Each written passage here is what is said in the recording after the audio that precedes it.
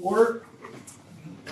2.0, ordering and approval of agenda. 6.6, donation for the high school cheer team. Yes. And then Faith, you need to add executive session. Yes, please. Okay. You want that at the end? Wherever you want it, it's fine. Let's put that. We have another one on here already, right? So we just do it at 7.3. Does that work, Amy?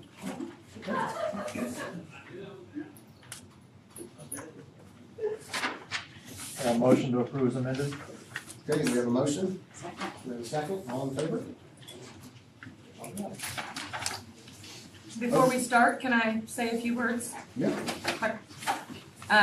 I wanted to just bring everybody's attention that it is Board Appreciation Month, the month of January, so I'd like to celebrate all of our board members that spend their time to serve and volunteer their hours to talk with patrons, be representative decision makers, and spend your Wednesday nights with me here, and we appreciate you so much. I wanted to just give a little recognition of all of you, just to kind of let everybody know your time spent here. Tanner Black is our president, and he has served since 2020. He's contributed over 7 years of impactful service, enhancing educational experiences district-wide. So thank you for your service and your role as the president.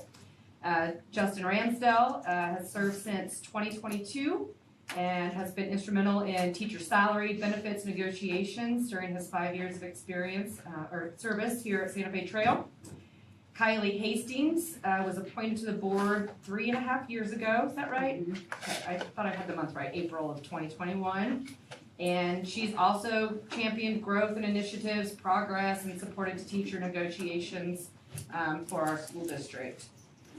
Stephanie Ganger is a very strong student and parent advocate. She has served 3 years on the board, including key contributions in the technology committee department. So thank you for helping our tech department improve initiatives, including our district website. Michelle Schmaley started in March of 2022 with nearly 2.5 years of service. Michelle has also dedicated her efforts in improving opportunities for our students and staff and is a strong parent advocate. Amy Huizinga, newly appointed as of November. I know you're new and fresh, but we look forward to your contributions that you'll bring as your experience as an educator. So thank you for being here. And then Jamie Sowers, also newly appointed, brings also fresh ideas, special education background, and we're very excited for her to join us as of November. So I just want to tell you all thank you very much. I feel very fortunate to have such a strong and enthusiastic and dedicated Board of Education. So I appreciate you all, and you guys want to help me give them a little round of applause for their service. I appreciate you all. And there's a little certificate for you. You can hang in your office. Thank you. Welcome. Yeah. Okay, 3.1. School board officers resolution. Do I have that over here, Amy? Yes. You guys have any questions on it?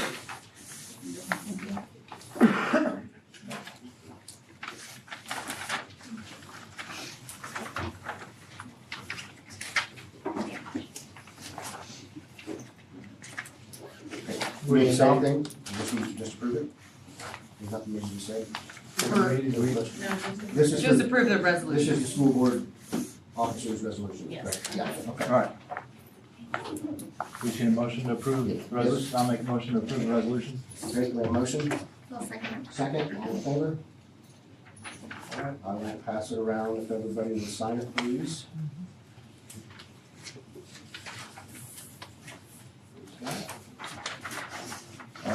Next, we have regular meeting dates.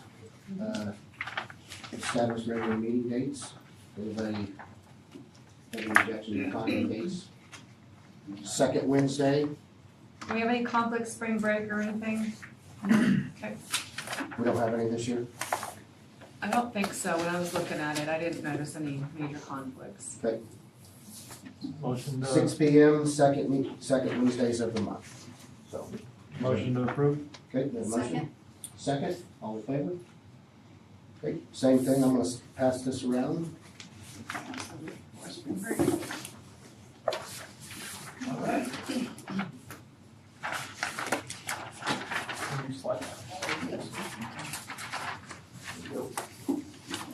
All right, 4.0, election of officers. I'll nominate Tanner for president. I'll second. The motion, second, you all sure? Okay, Yeah. all in favor? I'll abstain. Vice president, I will nominate Justin for vice president. good, I'll second that. All in favor? I'll abstain. Okay. Negotiations team, in the past, it's been Kylie and Justin. You guys have any objections to doing that again? I'd like to do it. Yeah. Yeah. I think you guys do a really great job.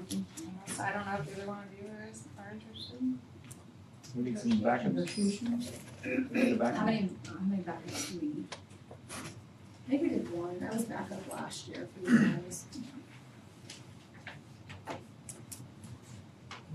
But if you Do we guys are normally have interested- 2? Has it always been 2? Yeah. We've always done 2, but I was just getting ready to ask, can we do 3? Yeah, I don't think there's any reason Does why anybody you else have can't. any interest Yeah, in you can do sitting more on than that? more than 2. You guys? You don't have to, just ask Yeah, me. just if anyone's interested.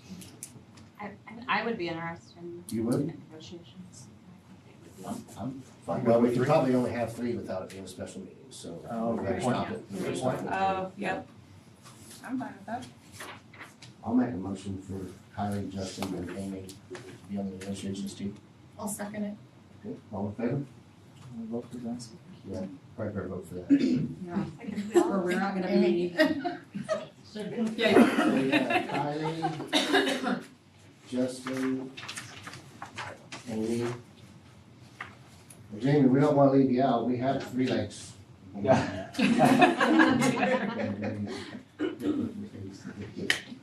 Nose goes. Huh? Nose goes.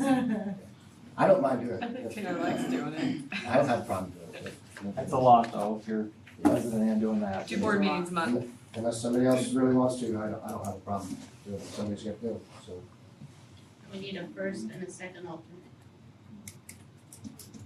I don't mind I'd doing say it. I'll be the second Do alternate. you wanna do it? I don't mind to. It's up to you guys. What's that? She said we need a first and a second alternate, so I'll be the second alternate. Yeah. We could do, if you wanna do it Jamie, still, Tanner, and do an Justin. alternate and do a second alternate, and if you can't go, or, you know, Yeah. whatever you guys wanna do. Makes me no difference. Yeah, I'll let you guys decide. I know some of the others, they have multiple, they kind of switch back and forth. Oh, too, yeah. so If you wanna do that, we can do that. That's fine, I don't mind. Okay. Here's, I'll make a motion for Shared. Jamie and then Tanner as first alternate, I'll take second alternate. You guys can work out what you That's fine, yep. I'm fine with that. Okay. All right, so we have a motion Second. and a second, all in favor? Fine? Same. Yeah, that's fine. All right, Government Relations Network, who has been doing that? It's been Right. me. It's been you? Mm-hmm. And I don't mind. Motion for, go ahead, Kylie's got it. I make a motion for Michelle to do Government Relations Network. Second. Motion and a second, we don't need an alternate on that, do we? Can we handle that? Yeah, it's not. Sure? Yeah. All in favor? Same. You still want that? Tech Committee, I believe that's been you, hasn't it? Yeah, I like going to bug Andy. Motion, or actually Andy, is that? Hey, before we make any Stay over there. motions, I'll make a motion for second. I'll second. Okay, motion and a second, all in favor?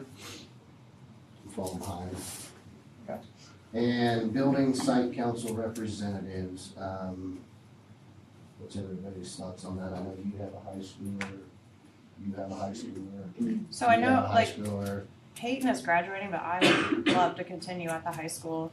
You guys are fine with that. Cause we just started a new thing this year and I'm really looking forward to it. Actually doing something. Go for it. Yeah. Stephanie. Pat's on site council already, so Oh, I yeah. feel like we're represented everywhere else. And I don't 2 need can to go do as long as Sure. we'll have more than 3. It's open to You the don't care public, if anybody. somebody else shows up? Anyone else from wants time to? do you, Kyle? So one in each building. Yeah. Yeah, there's one in each building. Laurel's is super fun. Someone likes data. Well, I'll make a motion for Stephanie and be an alternate if you want. That's fine, or I'll do the, anyone else want to do Groveland? You got it. You got it. Carbondale? I'll do Groveland. Okay, about over it. I've done Overbrook in the past, I don't mind. You wanna stay with Unless us? you wanna do. Okay. So we'll have a motion for Stephanie at the high school, Michelle, yeah. Jamie at CAC, and Michelle at OAC. All right, we have a Second. motion Perfect. and a second, Second. all in favor? Quick. Good job. Okay, that brings us to 5.1, EF Tours presentation. Is it you? Yep, that's me. All right. Hi, I'm Jessica. I'm not Kyle, that's Kyle. Kyle's name's on here too, maybe he should have it. Your name is on there. They both should be on there. It's ready for you. I'm Jessica Nicholson. I started at the high school this year, and one of the things that I wanted to do was bring some travel. Bring some travel opportunities to the high school, so this is what I'm proposing, and I know you've heard about it before. But Faith has the presentation that I sent her. It's very informal, by the way, so don't get too excited. But I have chosen a tour to Ireland, which you are aware of, I believe, and that would take place in the year of 2026. So I am asking for approval officially to do that. We had a parent and student kind of interest meeting at the beginning of December, and I shared some of these things that are on the slideshow with them. Just that it's an opportunity for the kids to explore the world, get to see some different cultures, and just gain a different perspective and experience, which regardless of being in a small town, a big town, whatever, it's a great opportunity for students to experience something different. The EF Tours group has been doing this, taking kids on trips and organizing things for about 60 years, I believe. And over 15 million students, that's an impressive number for only less than 60 years. They take care of everything, absolutely everything. It's completely organized by them. They're very thorough. If you have an opportunity to look at their website, and parents have as well, it's very detailed. There's so much information on there. It's really, really a great source if you'd like some additional information there. They offer support all across the world. They have employees in almost every country. We are supported by our tour director that meets us at the airport and drops us off back at the airport in Ireland when we leave. And then they also have the additional sort of comfort offer of doing background checks on all of our chaperones that go with us. So that is very reassuring because those just kind of end up sometimes being drawn out of a hat. So it's nice to know that if I don't know them very well, that EF Tours will make sure that they do a thorough background check on any adults traveling with us. The tour provides everything. So part of what I'll talk about is fundraising, and it's a large number because the tour completely takes care of everything except passports, souvenirs. I think that's about all that they don't cover. So everything is organized by them, and they take care of all of the finances for that for us, so the school doesn't have to be involved in that at all. And then that just reiterates that it's a good cultural immersion opportunity for our students. So like I mentioned, we're looking at 2026, and even though that seems so far away now, that is to allow the students plenty of opportunity for fundraising, which is also something that I want to get approval for. It ends up being a little over $4,500 for the students, and I'm hoping to help them maybe raise about half of that money per student, and I have at the moment 20 committed and very interested and ready to go travelers that have said, yep, I'm on board. Wow. So, 20 kids want to do that? Wow. That's all. I'm very excited. I was worried because there's such a One small person was community. I gonna was like, show oh no, yeah. My room was so full with people interested that I ran out of chairs. So that's That price is So how many, not bad. how many Great adults, with airfare how and. many adults per students we have? We get a free chaperone spot per 6 paid students. So at the moment, that is 3 chaperones, so myself plus 2. And it's paid for the chaperones? Yep. All set. Yes, I've had lots of adults trickling in after each chaperones. Especially to Ireland. So Yes. one, Sponsor What was your game, 7 days or 2? Was it 4? It's 10 days. 10 days. Yes. Okay, thank you. In this end of July 2026.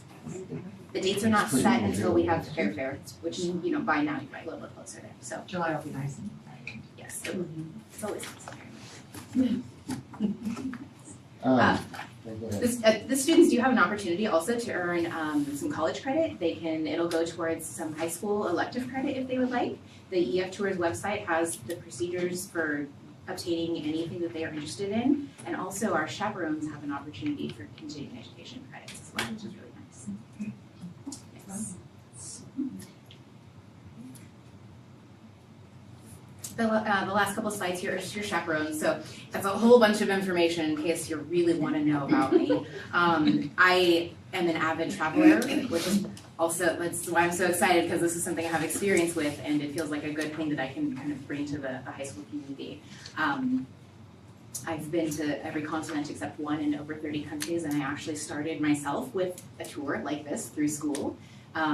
As a junior high student who thought that travel was something super cool but would always be out of reach. And I was wrong, because there were opportunities that I didn't know existed, and I was able to figure out what those are through school, and it really changed the person who I am as a person because of those opportunities. So just would love the opportunity to be able to do that for some other kids. And then, because I do prepare for everything just in case, I made sure that I had at least one chaperone lined up. And so I chose someone who is a child therapist, social worker. She's worked in the district before. I wanted to have someone that could offer some social emotional support specifically. So I've given you a little bit of information about her. Her name is Megan Tornaden. She's also a parent of a couple of our students at the high school. Do you have any questions I can answer other than what we covered? I saw in there that they have scholarship opportunities. Yes. Are you gonna encourage from the beginning, Yes. everybody to try to get what we can, obviously? At the we first are. meeting, Yeah. yep, I told them that there are scholarship opportunities. EF Tours encourages everyone to apply for any reason. You don't have to have a reason, just because scholarship money is a good enough reason, yes. And then are you gonna try to help walk kids through the process of getting a passport and doing Yes, all that? yes, very I have done that early? personally for other people. I'm very comfortable doing that, and EF Tours can help with that as well. There's a number that's just dedicated to people that are traveling, parents or students who want to call for assistance with anything. That's all they do. They don't take customer service calls, they just take parent calls. So I will help with that, and then EF Tours can help with that as well. And they have payment options, look like 20 months or something, so you're obviously, with permission, try to get them to start paying what they can. Yes, exactly. EF Tours gives each traveler a fundraising page of their very own, and they can share that with anyone they want to. They get 100% of the donations. EF Tours does not take anything from them, so that's really encouraging to them. They can do that on their own, and that money will come off at the end of their payment plan if that's what they choose, so that it kind of feels like you get a couple months free there at the end, so you have some time to save money for fun stuff if that's what they want to do. I had a couple of questions. So I see that as far as insurance, I see they cover health and stuff like that. I know, what did I read? I think when you put your deposit down, you have like 7 days to decide and they'll give you back 100%. So what about if a kid doesn't make enough money and has to drop out later? Like, will they be able to get their money back? Or is there something like where, I don't know, are people gonna maybe donate like extra? Like, I know they do that in bands sometimes. People will donate and just whoever needs it at the end, give it to them or something. Do you have something like that in mind, or? Yeah, those are great questions. There is a specific date, I don't recall what it is at the moment, but there is a specific date that is, I think it's 10 months maybe before the trip is scheduled to take place, where they are able to get everything back except that $99 application fee that they pay. The 7-day like grace period, in case you change your mind, means you can still get that $100 back. Right. But up until about 10 months, I believe, before the trip, they can still say, you know what, it's just So, not gonna work okay. for me. You know, I tried and whatever happened, and I'm gonna have to, withdraw. And Right. it doesn't change the price or anything for anyone that still is going. Okay. You've put this out to all the students at the high school, so that Yes. everybody's kind of aware. Yes, I had help from Tasha at the high school, and she sent it out to all of the email lists for all of the students that would be in the high school at the time of the trip. So I had a lot of junior high interest as well, people coming from there for the information meeting. Oh, yeah, that was my question too. I don't remember where I wrote it down, but yes. So would they be entering high school and be eligible, or would it be after their first year of high school? It would be the summer of their freshman year. Summer So like before- after, their freshman year. yes, yes.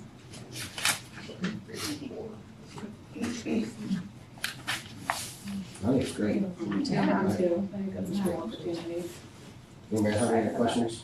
No. So we need two motions. We need a motion to allow them to go on the What all do tours. you need? And I then think we I need need a 3. fundraising. Yeah, to go, first of all, Yep. to fundraise, and then some transportation assistance if needed. And I have talked to Robbie, and he said we just have to Oh. decide when. Like from here to the airport? or Yes, whatever? exactly. Okay. Unless anybody has any objections, Oh, fine. So I'll make a motion to approve the trip. okay.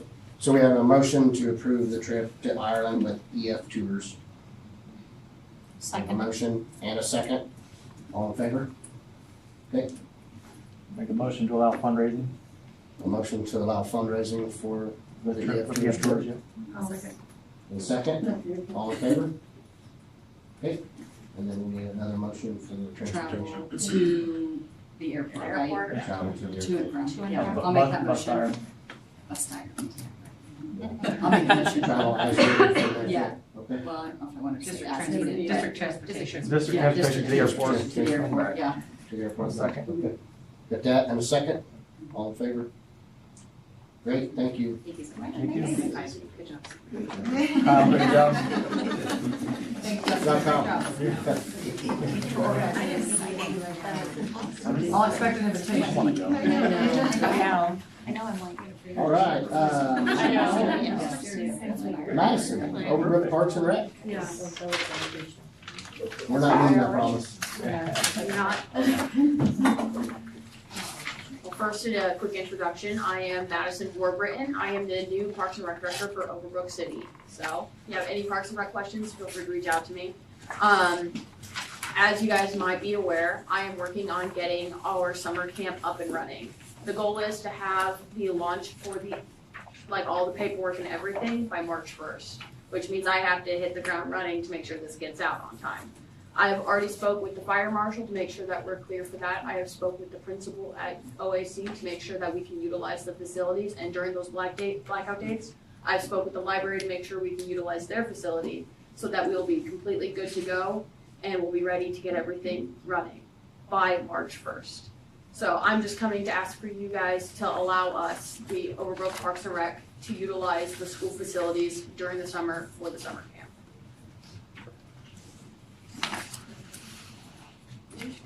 She's back there. I'm right here. I want to walk in. Madison and I have met, we've met actually just for OPR for basketball, and then we've talked about summer camp stuff. She's been phenomenal to work with, very organized. I appreciate that. Thank you so much, Madison.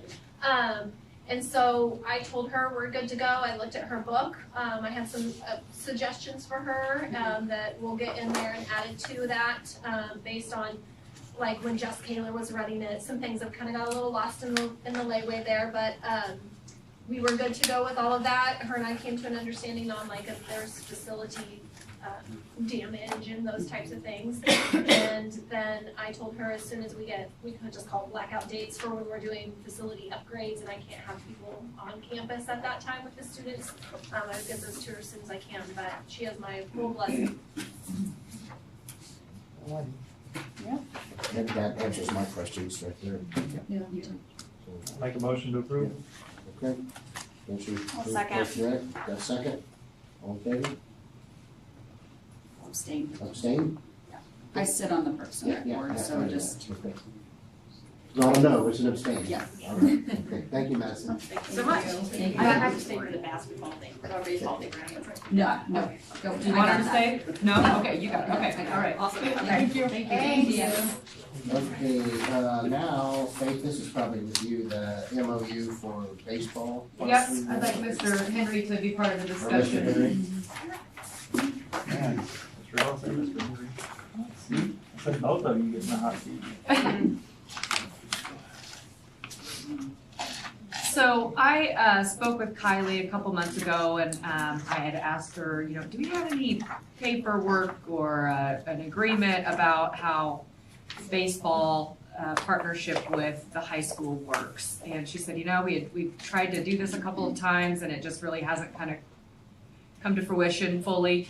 So I wanted to make sure that we got some things in writing and brought that to high school administration to determine who does what, how it's gonna work, so everybody's kind of in an understanding on using those facilities that our city of Overbrook allows us to use for baseball. So Kylie kind of gave me a draft that I believe the former director had put together. No, I.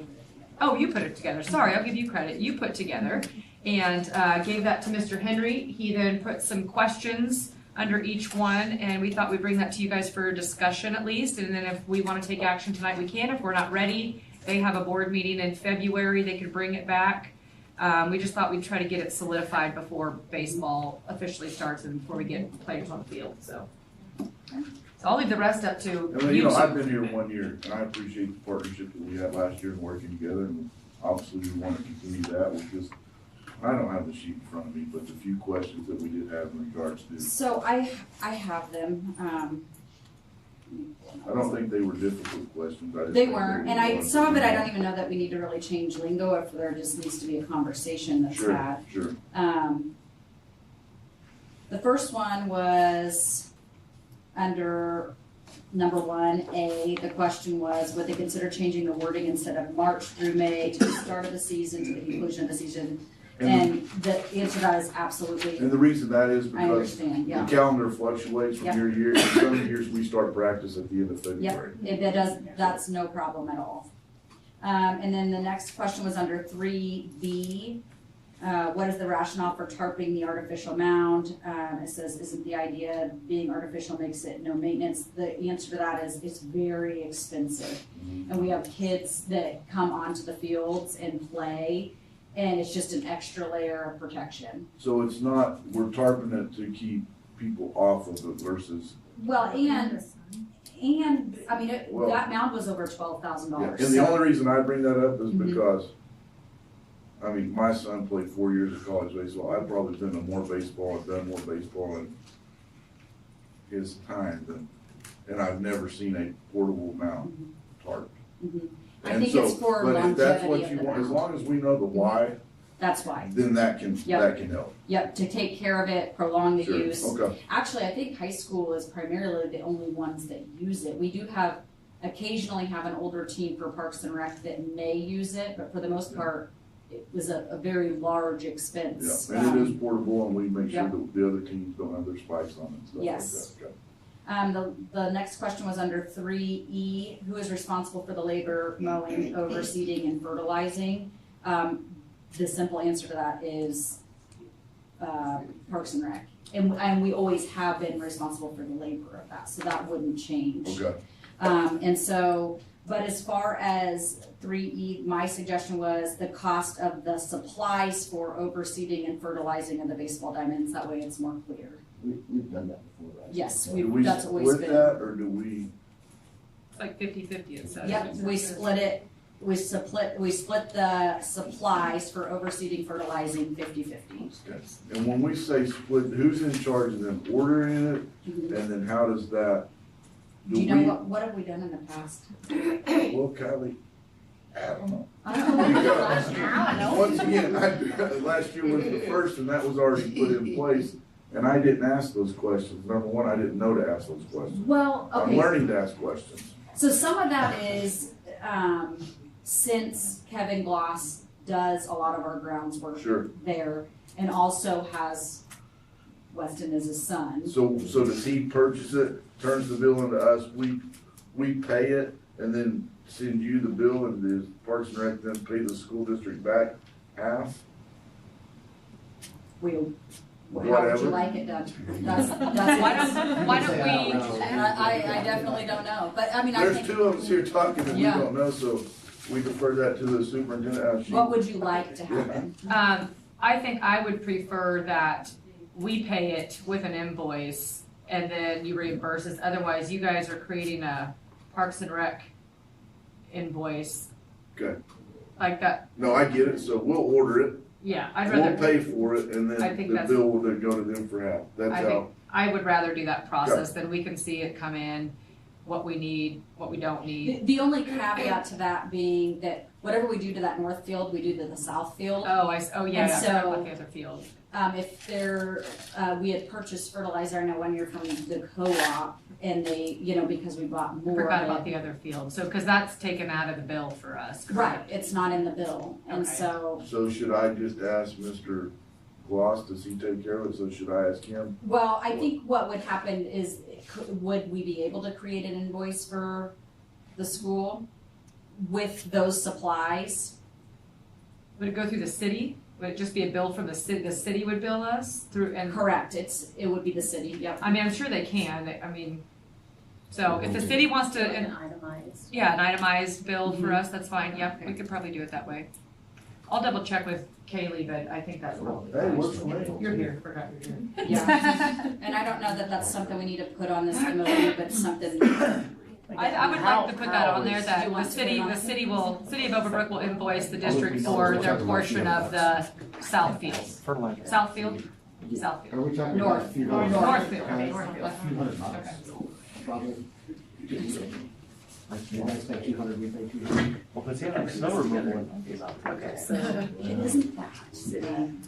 I'm just curious, is it like 200 bucks our part? Is it 1,000 bucks our part? What, I mean, how much? I'd say whatever the half the cost is for the north field, Yeah, we get that. right? I don't know what that is. I just, that number? you know, I I bet it's about a quarter. It's a quarter of the total bill, really. Quarter of What it is. Yeah, that's how much it is. on video. Now we're doing fractions. I didn't sign up for this. That's what you should do, is just do a quarter of all.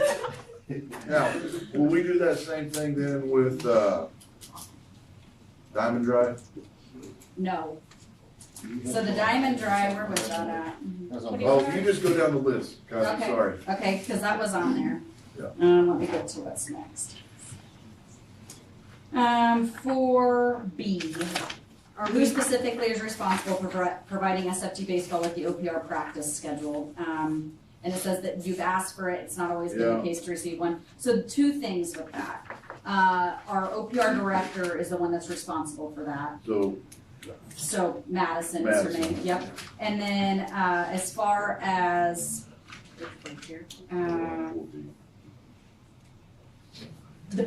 our practices for OPR generally do not start till very late April, early May.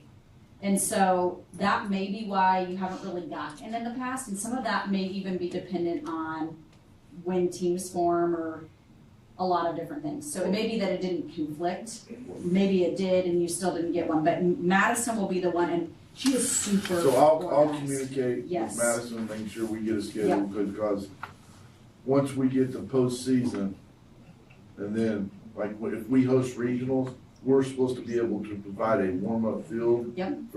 And if there's practice going on, then we're not Mhm. holding up our end of what Keisha wants us Okay. to do. So we just wanna make sure we're able to do that, communicate with her. So Madison is the go-to. Madison is the go-to. I think Okay. the catch there is that all of this is contingent on the north field, like nothing has been discussed on the south field. Not that I foresee that being an issue, but with it being a city entity and not a school entity, we do wanna make sure our youth can also, but we're talking what? A couple days, maybe. Yeah, we're Yeah. talking a couple days. Yeah. If we did get to host regional, could they overflow out to the high high school for a practice. That's up He to needed it. You guys could work that out. Oh, yeah, you're talking about the kids. Yeah, the kids Yeah. could come It's a out to warm-up high school field and or a warm-up practice, area? so- Can I interject? Is there, has to Last be a year, field? there were 2 games I scheduled can't almost remember. at the same No, time, the because you have to have OPR a hitting and area. the regionals, is one of them. So it wasn't practices last year, it was games. Because we did we host regionals that last again? year? Yeah. We did. Last year, it wasn't, OPR practices. Oh, no, it was games, cause games. that's when there was an Yeah. altercation that I had to get in. Mhm. What do we I do do now? recall that now. So what happened? So did your kid get a play or did they Yeah, cancel we your played game? on the They- south. Oh, they still got a play? Yeah. It's just, we had to park.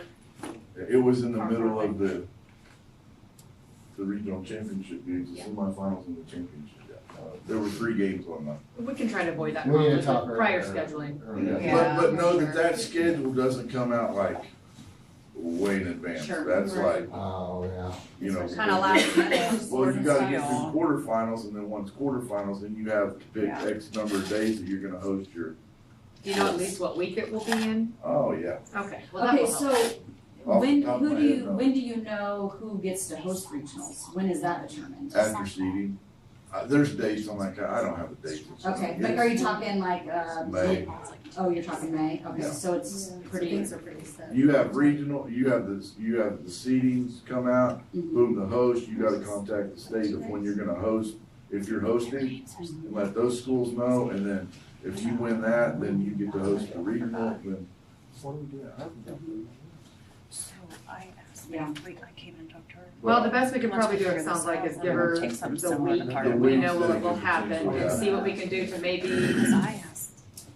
And we'll know more as the season Games goes, just canceled, about how we you're should've doing. Mhm. So she and I just need to be in contact throughout. and if there's certain nights that we Done. could play or don't play, that could also help us planning for. Yeah. Well, when we're hosting Good a faith, regional, like, a whatever, lot and of I'm like, yeah, things no, we we gotta need work to do- around those at the end of the year. Mhm. The band concert, the pops concert, the graduation was one last year. We played early in the quarterfinals, I think it was, so 8th grade, you get the 8th grade graduation. I think that's what. Did they have to have, somebody else asked, did they have to have a diamond to Well- run up on? Because we have that whole soccer field Correct. too. I know that we have to have, there's wording. I think you have to have a hitting area, to be able to hit in the cages, and then a warm-up area. The specific wording in the case you may know, I'd have to look that up. We'll get to that. Because there is that cage back there too, right? Yeah, there is. I mean, I'm just trying to think about how many times I've warmed up and never had a cage. That's kind of a crazy. Yeah. That's why I asked, was it an area or a field? Mm-hmm. Because that's different. I'll look in the manual to, Okay, because there's definitely plenty of open space for teams to warm up, whether it be on the soccer field or out by where the, Or even Closer the to the lake. small, yeah, Yeah. that small T-ball field. T-ball field. Oh, But- yeah, there's. the logistics, I think, can be worked out Volunteer based my off of. backyard. I can warm up in my backyard. well, and we're talking here, warming up potentially 2 varsity Mm-hmm. high school But baseball. but there's a lot of space, There is a lot of open space there. Let me look at the wording on that. Okay. what it says. Let me look here. Okay, so where is this one at? 4C, OPR will make a good faith effort to have concession stands available throughout the high school season. The question was, describe good faith effort. Well, I don't think it's happened, there wasn't one before, does that count, in all workers? it does. Like, we You don't have- have always had concession stands there. I don't know that there's ever been a time we haven't, but it's always contingent upon if we get somebody hired from a Parks and Rec perspective. The situation this year, K-Chef Lawrence graduated, she helped us out big time. Yeah, And so just being able to find somebody That else that would person. do that. sure, okay. There's no reason for me to believe that we can't, but if we can't, I just don't want anybody to think there's a guarantee, but every effort will be made to have that done. And then as far as OPR, this would be 4E, where will the field drive be located? It'll be located in the blue shed. That shed there in the Mhm. northwest, It's just In- the shed that's just north of the concession stand, the little shed. oh, little shed. Yep. Okay, Yep. good. And then who's responsible for picking up the trash and all of that, would be OPR city maintenance. And if this wasn't happening or there's concerns about it, then I would encourage you, I think all communication can really go through Madison. Okay. Yeah, and I think that was it as far as what your concerns were. The only thing that, in talking to Overbrook Parks and Rec last night, that they would like to add is an additional letter under 4, which would just be that the high school, the SFTHS, is responsible for shutting off the lights after use and locking the buildings and facilities open by SFTHS after use. So meaning if you open that little shed to get We places. lock everything up, Right. cut the lights. Yep, just would be, yep.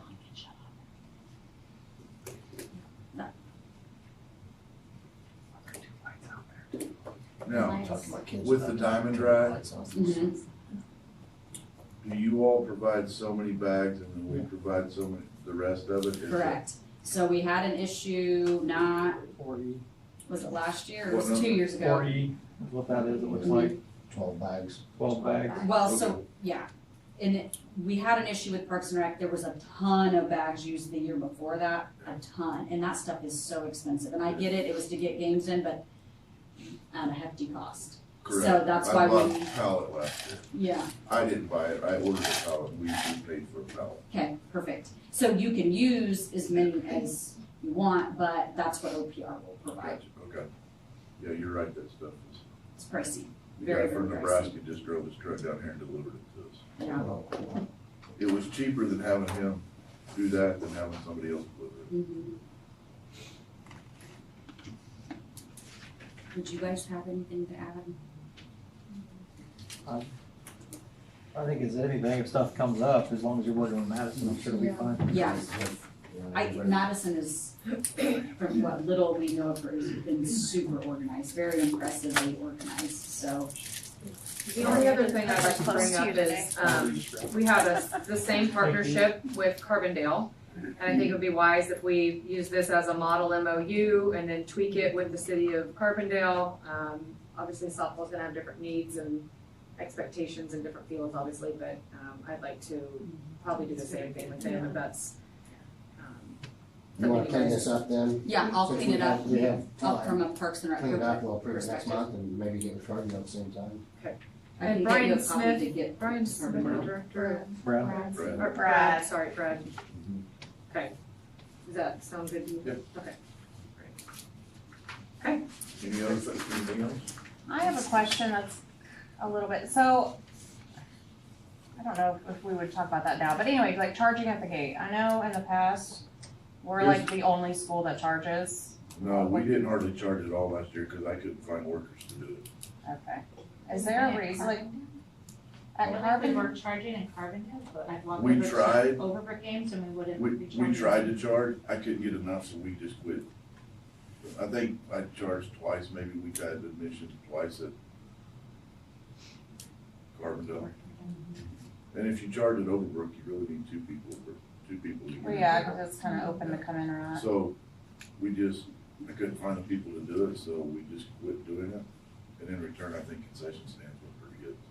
I was gonna say, I mean, I'm okay with not charging. I am mean, too. we're one of the only schools that charge. I mean, when we go play away games, I think there's one other school that we pay to get Everybody in. would like to charge because you're trying to set the cost of officials.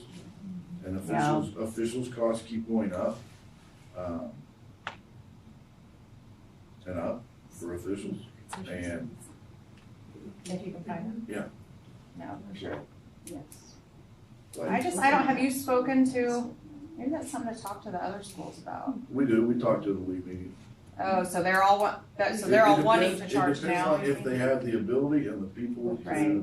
Some Okay. schools, some schools don't charge because, like at Overbrook, you can just walk in. Yeah, So these other places, you can just walk in. yeah. Burlington tries to charge because of the way their facility's set up, they can charge.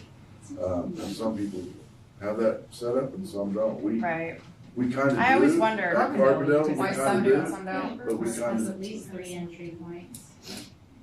Overbrook, yeah. does, yeah. Yeah. So it's hard to charge, but like, I mean, when we host like home basketball, anybody wanna take a guess how much it costs for those games? What we're paying officials? Is it 3-4 games? So you're playing 2 JV, 2 varsity, and 2 Cs.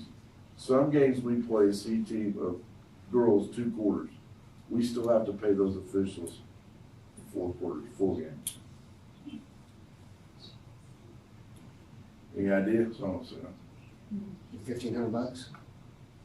Not that It's not I was that gonna much. say, holy smokes, much.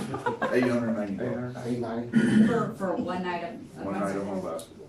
Total, one night. So, Do we get that in gate fees in one night? We have a lot of passes, there's a lot of passes a lot for of passes out there. I'm really thinking about the way people pay it. Yeah. it. So, well, they would have to travel quite a bit. And not always, we don't offset that, and then you're paying your workers too, so when you're hosting an event, unless you have a really good game, you're really losing. Yeah. And then wrestling is awesome to host, but their wrestling officials, they got you. You're paying them basically what they tell you they want to get them. I mean, you really are. So that's why we like to have gate, is to help offset that cost. Gotcha. That's why, well, and we're one of the cheapest leagues with our 5 and 3. If you go to a lot of others, it's 6 and 4, 7 and 5. Yeah. We play travel ball right now. Yeah. It's ridiculous. But that's why entry fees, and that's why, there's not really entry fees that you have in your basketball. You have entry fees in your wrestling tournaments and things like that, but, just helping pay for officials. We want good officials, everybody wants good ones. Those 3 Somebody last like you night, if they're not, right? those 3 last night were pretty good. Oh, yeah. Yeah, those are good guys. Anyway, anything else? I'll clean this up and give you. Perfect. Okay. Thank you. Okay, Thanks. thanks. Briefly reach out to Brown, might include Brooke Reynolds Okay, in it too, she helps out a lot. okay. Burt Reynolds?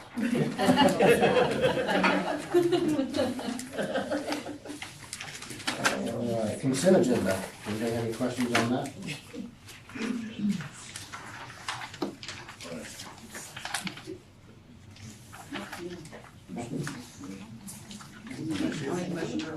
All right, we have a motion to approve the consent agenda. I'll second it. And a second, all in favor? All right. That was also with that cheer grant, we just changing. Yes. Good job. Personnel report. Do you need any time? If you guys would like an executive session to discuss any of the recommendations, you can. If you don't need it, that's fine too. If you've had time to look over those, and that's up to you guys if you need it. Oh, wait, yes, let's have one. Yes, let's have one. Okay, 10 minutes? Yeah, 10 minutes. 10 minutes, just. Mr. President, I move we go into executive session to discuss personnel pursuant to non-elected personnel exception under coma, and the open meeting will resume in the boardroom at 6:59 with Faith Floyd present. All right, we have a motion. Second. Second, all in favor? I know, I just got this.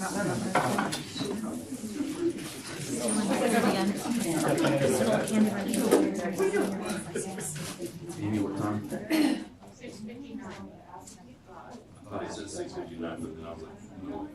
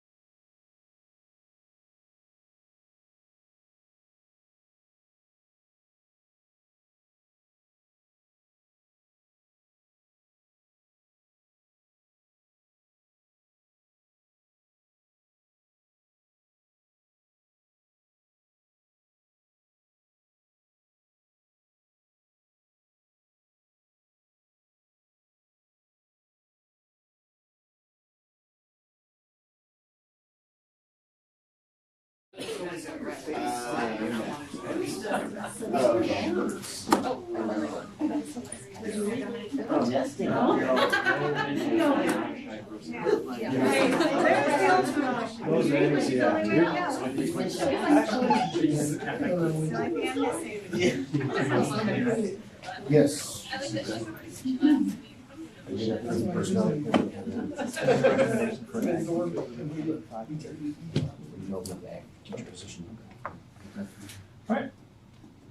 Okay, so we have personnel report. I'll make a motion to approve the personnel report as presented. Okay, we have a motion. Second. And a second, all in favor? And Faith, you have a recommendation for an ag program Teacher, teacher, certified ag teacher. certified ag teacher. Yep. Okay, Make a motion to open a certified ag teacher for the 25-26 school year. I'll second. motion second, all in favor? Thank you. All right, thank you. And that'll be open up. Posted ASAP. Make sure everyone heard that, we're looking, certified ag. We got a deal for you. All right, I got you. I get to hit. There you go. All right, now you need, security. Yes, do you wanna do that? Well, I also need one for personnel, Mm-hmm. so You need personnel first and then let's do personnel first, yeah. with Faith absent, right? With Faith absent, and, you guys are gonna have a lot of questions, if we need 5 minutes. Is that down, that's down on, 5 minutes. No, is that down further? 12.0. You have that down further? I thought it was under personnel. Oh, no, that's 12. Never mind, we gotta go. Sorry, I put 7-3. it on 12. That's my bad. Oh, okay. Sorry. All right, yeah, well then we'll go 7-3. All right. How much time do you need for this? 7.3? How does that do with? Is that the one we're doing first? Oh, you wanna do that 7.3, yes. Yes. How much time do you need? I need Andy present. 10, 20? Let's start with 20. 20? Let's do 20. So we need Miss Flory and Miss Ryan present. All right. Sorry, guys. All right, I move we go into executive session to discuss security matters, and the open meeting will resume, or excuse me, to discuss security matters, the exception under coma for school security matters to ensure the security of school, its buildings and/or its systems not jeopardized. And the open meeting will resume in the boardroom at 7:22 with Mr. Lohmeyer and Ms. Floyd present. That was a good job, by the way, motion. Thank you. Struggle. Second? Second, all in favor? All right. This box.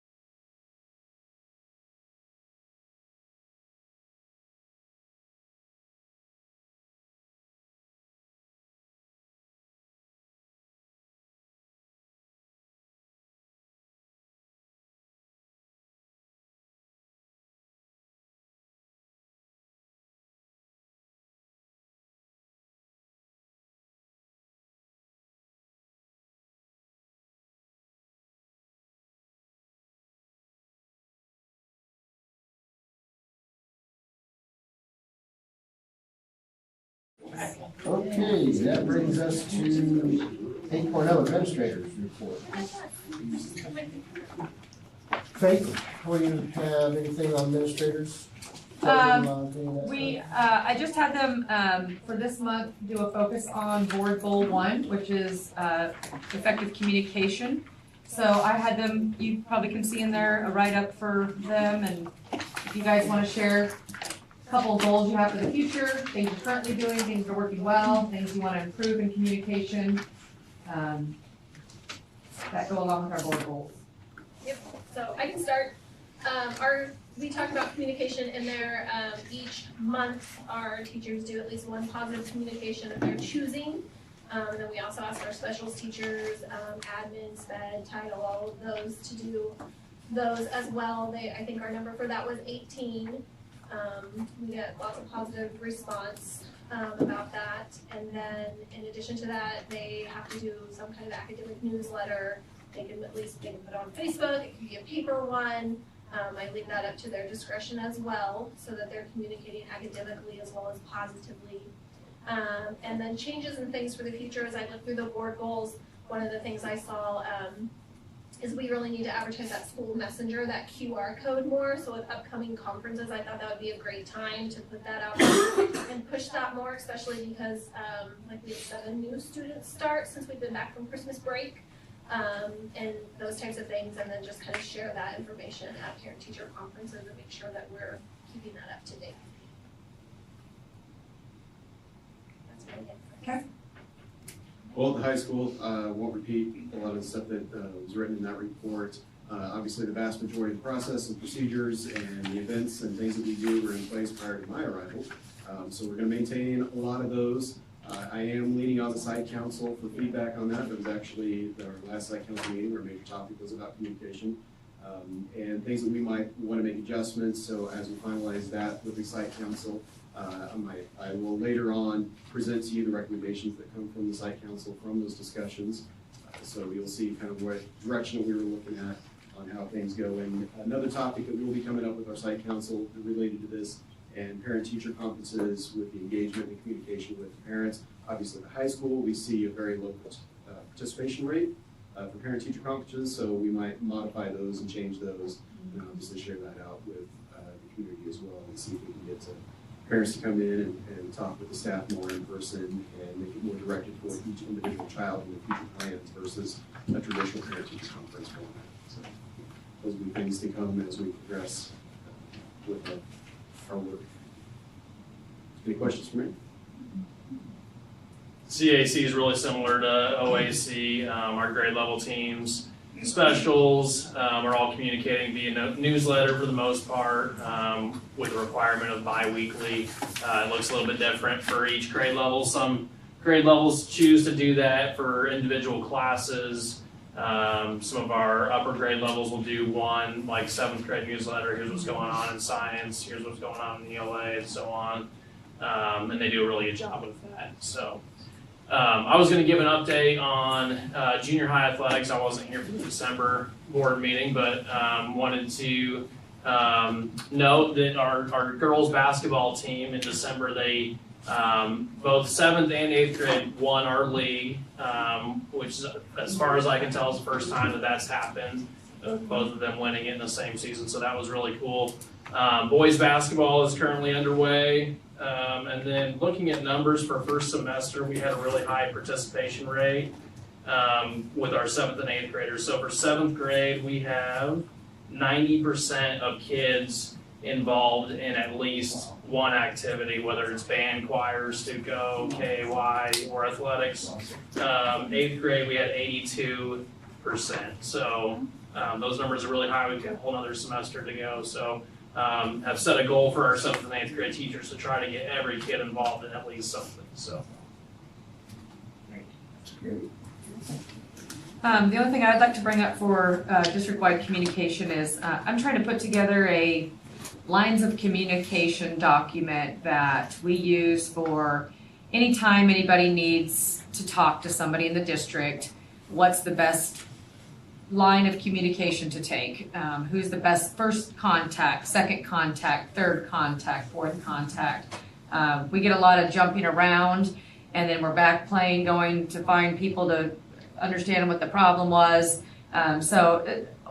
Old school, you'd call it a chain of command. I don't really like that as much. That feels a little bit more, I don't know. Yeah, military, yeah, with the term. But it gives the department, say it's athletics. Who do we connect with first if we have a concern about athletics?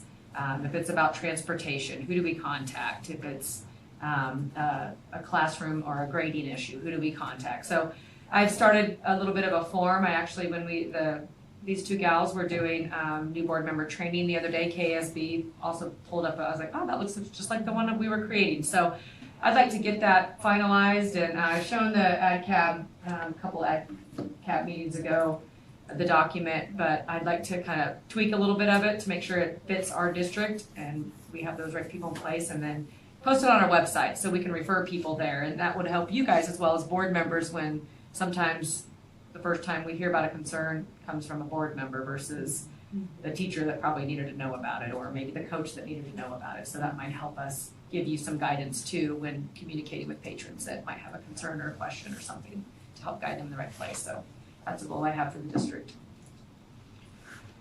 We'll be able to get the answer quicker, probably. Yeah. That's the main thing. Yeah. All right, anybody else have any questions? Are we gonna go to, the fast bridge? I may have to talk. Yeah. But, That was a test and you passed it. yeah, you guys good job. All right, so tonight in your board books is the very detailed drafts of each grade level. And then tonight I thought we'd just go over kind of district-wide, look at each school, go from there. So we'll start with Overbrook. So Overbrook takes the two tests. They do grades 2 and 3 take the A reading test, and then grades K and 1 take the early reading. So Overbrook had some great growth that they saw for these tests. Very pleased with what happened with that in both reading and math. So you can see that, as I like to always say, we're starting to turn that ship, and we're going in the right direction. Positively, more green, which we like to see. So, any questions about Overbrooks? Okay. Then we'll come to CAC. CAC had what we call just a little bit of that winter dip. We've had a lot of discussions with the teams there, like what we think happened. This was the first time that they did not do a lot of, hey, we're having a test fast bridge assessment coming up, let's talk about where we want our goals, let's talk about, this is where you should be, this is a very important thing. They didn't do that this time, they just kind of took the test. So we kind of talked about, well, it looks like that was really important. We need to talk about that with the students, set goals with the students, and do things like that. So that was a good lesson for us, but still, overall. Is that 4th through 8th? Yes, Okay. this is just all of CAC. All of it. Yep. Next is the high school. And we saw the high school, you might have been a little concerned. But I want you to remember that the Kansas statute says after we test them, everybody 9th grade at the beginning of the year. And then after that, if you meet benchmark, you do not have to take the reading assessment anymore for Fast Bridge. So after 9th grade, there are many students that don't take it anymore. So then the students who are taking it, a lot of times are the ones that are already at-risk students who are already tier 2 and tier 3. So to see some growth actually in those numbers is actually a good thing. That tells us that some of our students that didn't pass it in the fall have now passed it in the winter, even though it looks like we've had this huge dramatic drop, right? We have, let's see, 9th grade, 88% of our students took it, but then it drops off to 30%, 13%, and 14% of our students that take it. So the numbers just, it's very hard to compare with the rest of the district and to compare that because of that situation. So it is used as a, if you don't meet the benchmark, then you have to keep testing it. If you do meet the benchmark, you don't have to take the test anymore. And that's fall not the whole year. So if I meet benchmark in the So then fall if you- after my ninth grade year, I You don't have to take it, but some teachers still want students to take it, Yeah. or sometimes a student will take it because they want to meet a goal.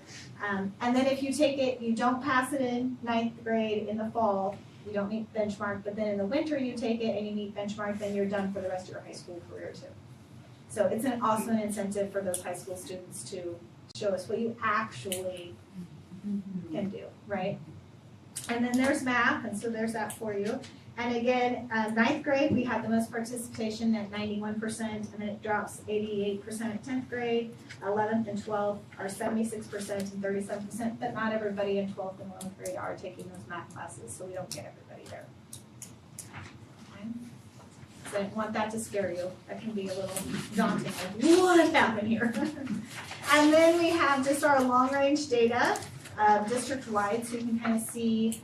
And this is just in here, so just the 3 years, kind of those numbers and where we're going. Look at that early reading for the district. Big jumps for us there, so we were very happy to see that. And then our math is continuing to grow, continuing to go in that right direction. Our reading is continuing to grow and go in the right direction, so hopefully soon we'll get to that 80% of that tier 1. So our goal is working towards that. What questions do you have?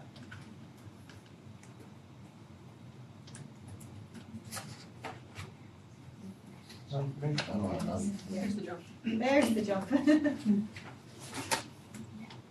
Any other questions? If you guys look at this data throughout time, you can always email Carrie, she'll answer questions for you. Is you know, things you don't quite understand, there's a lot of data there, so feel free to ask.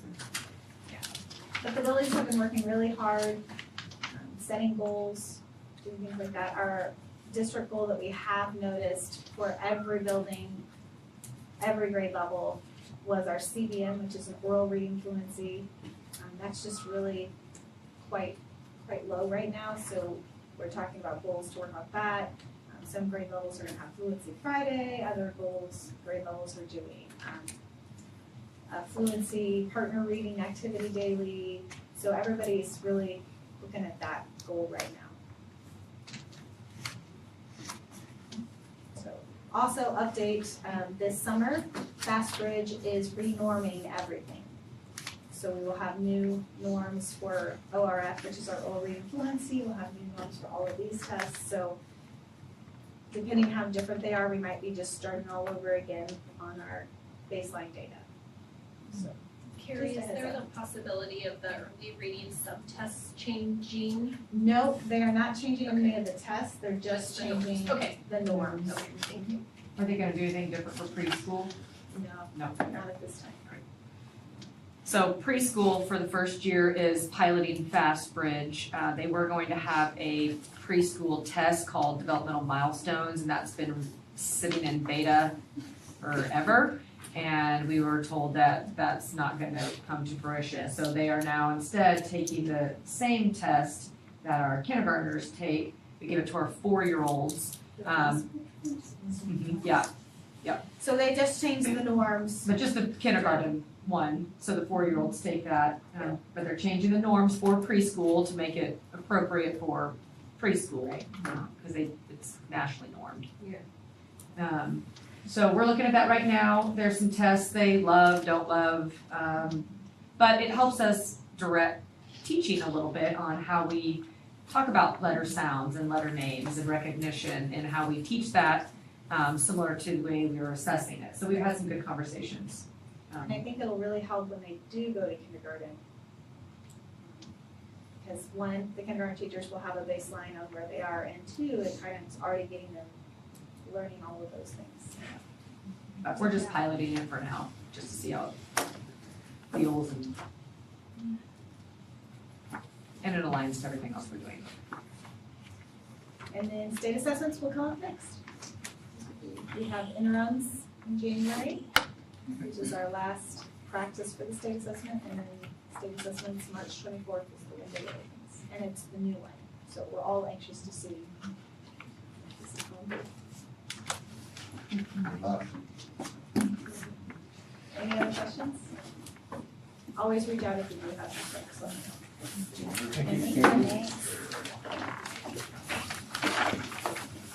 Okay, KASB policy updates. Yes, in your packet, you have quite a few. This is our January update for our model policies from KSB. There's quite a few just revisions. If you look through those, it will show you which ones were revisions.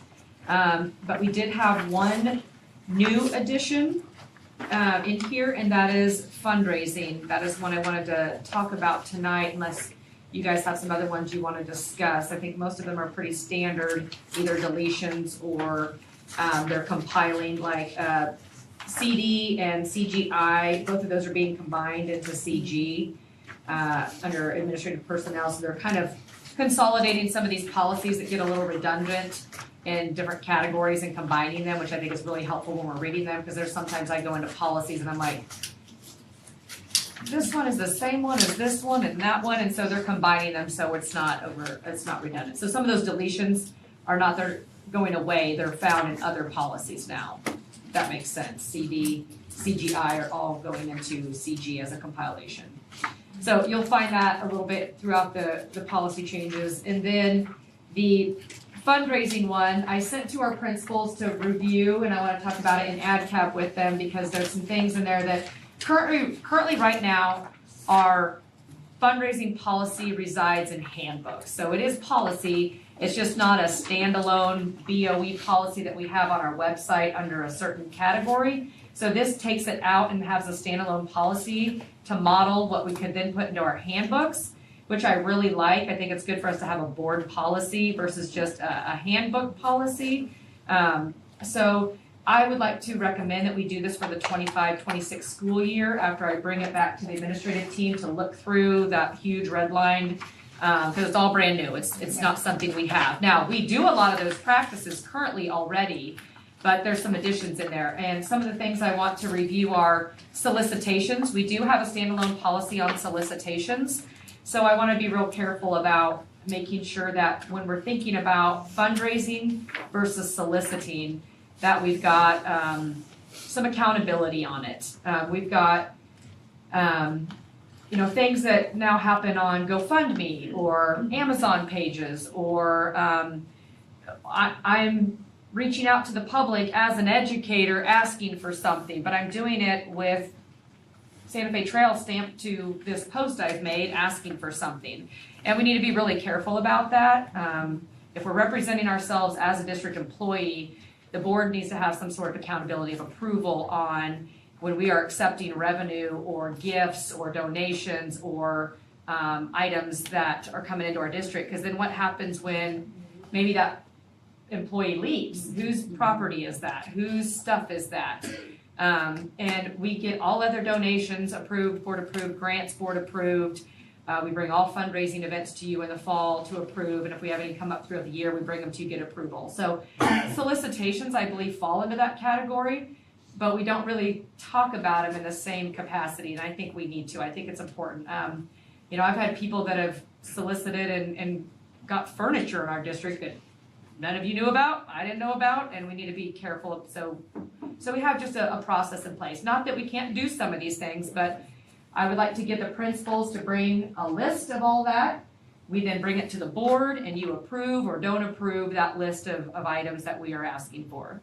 I'd also like, if these are things we need and our teachers need them, then let's talk about that and budget for it and have conversations. Some of these things I've never been asked for or recommended from a principal, that we maybe need to look into these things as part of our teacher supply list or whatever it may be. So I want to bring it to them first before we approve that one tonight, if you're okay with that, just because we already have a standing one in the handbooks and we have a solicitation one.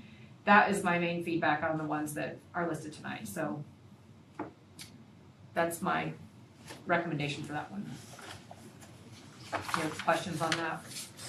Not holding off On here, that but one. approving The rest of them. Yep. And the rest of them are things I think we must do. Must use. Yeah. Office wording and. Yeah, like there's some federal laws on there on funding, administrative personnel. my recommendation is to approve all of them as revised, except for the fundraising Except for policy, fundraising. and readdress that for the 25-26 school year. I make a motion to approve all the KSB policy updates with the exception of standalone fundraising policy. Okay, motion, Second. second, all in favor? Alrighty. Okay, thank you, and I'll bring the other one back to the screen. Okay, now we have mid-year budget review. Okay.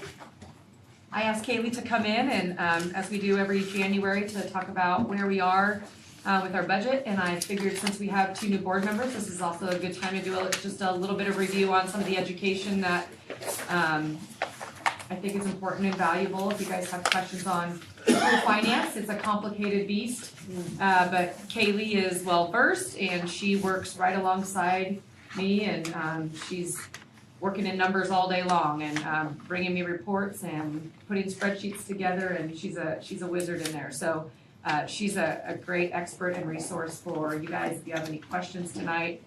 I know I keep you guys posted monthly on where we're at and stuff, but I thought this would be a good time to just review where we're at mid-year. Okay. So like Faith said, this is just kind of a mid-year review, so I know most of you have heard this before, so it's gonna be kind of a little bit of a refresher. But as I always start out with, the budget's not something that we say, we're doing it in July, we don't look at it again until the following June. Faith and I are in it constantly. As I said, I'm in numbers all day. I check our bank accounts daily. I check our funds almost as often. So it's not something that's just a one and done. It's a continual, it's like a child. You gotta keep nurturing it, you know. So yes, the budget runs July through June. But as soon as that budget is set, we're already looking forward to the next year or the next 2 or 3 years.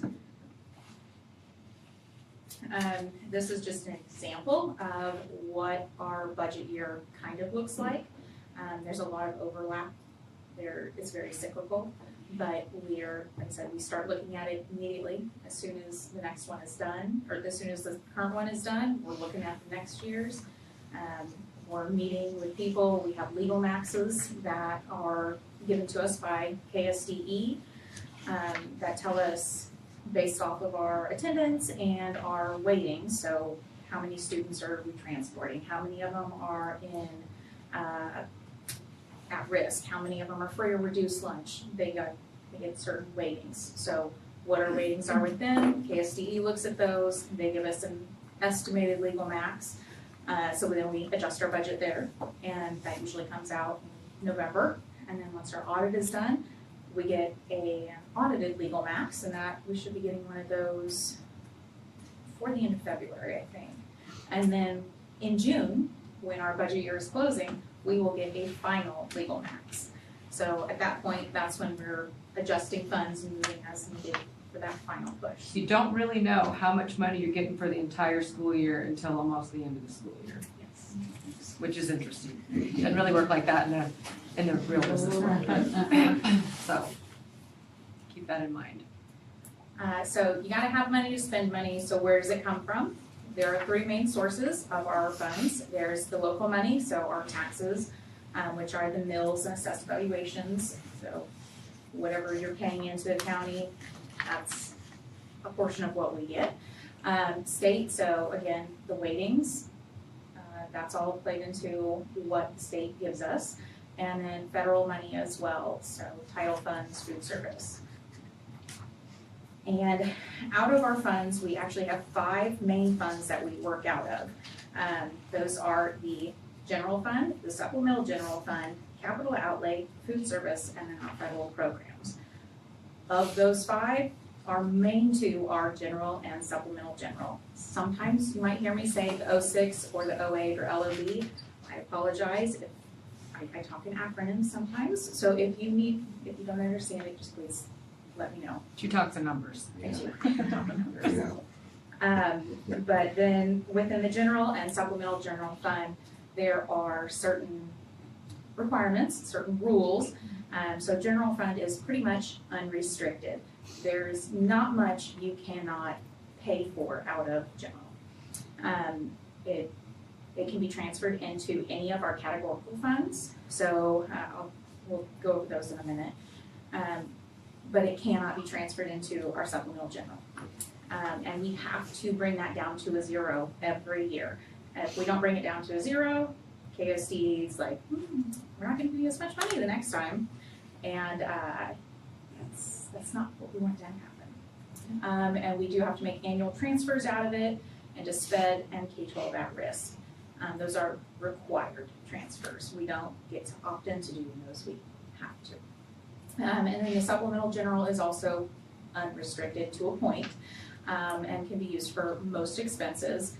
It can be transferred into these categorical funds as well, but it cannot be transferred into capital outlay or into the general fund. And this is also one that if we say we've got a $2 million budget, we have to spend all $2 million. Even if we got $2,500,000, we have to spend $2 million. Which is very confusing, but. So categorical funds, there are ones that they pour into. So we are funding these other funds through general fund, supplemental general fund, as well as taxes. So those are things like at risk, bilingual, contingency reserve, driver's ed, food service, PK at risk, PD, CTE, VOTEC, vocational education, a SPED, textbook funds, and virtual classes. And then I mentioned local taxes. So where do those monies go? So the money that you guys pay in, where does it go? It goes into our 3 levied funds. So local tax money does not ever go into the general fund. It only goes into supplemental general, so the 08, capital outlay, and bond and interest. Those are the 3 funds that we levy taxes against. Let's see. And within those, capital outlay and bond and interest, you are limited on what you can spend out of those accounts. For example, Faith's salary can't come out of capital outlay. Custodian salaries can come out of capital outlay, but there's certain things that they're not allowed. And bond and interest, only bond and interest can be paid out of that one. So restricted funds, that's bond and interest, federal funds, and papers, meaning those are funds that only can go towards exact specified programs. Bond and interest, again, you've got to pay bond and interest with it. Federal funds, those are our title monies and our food service. We can't spend food service on anything that's not food service related. Title services, they need to go towards title education. And our main expenses. So this year, as of January payroll and board bills, we have approximately 61% of our budget left over about 40% of the rest of the year. So we're standing fairly well. Last year at this time we had about 50%. So we're better than we were last year.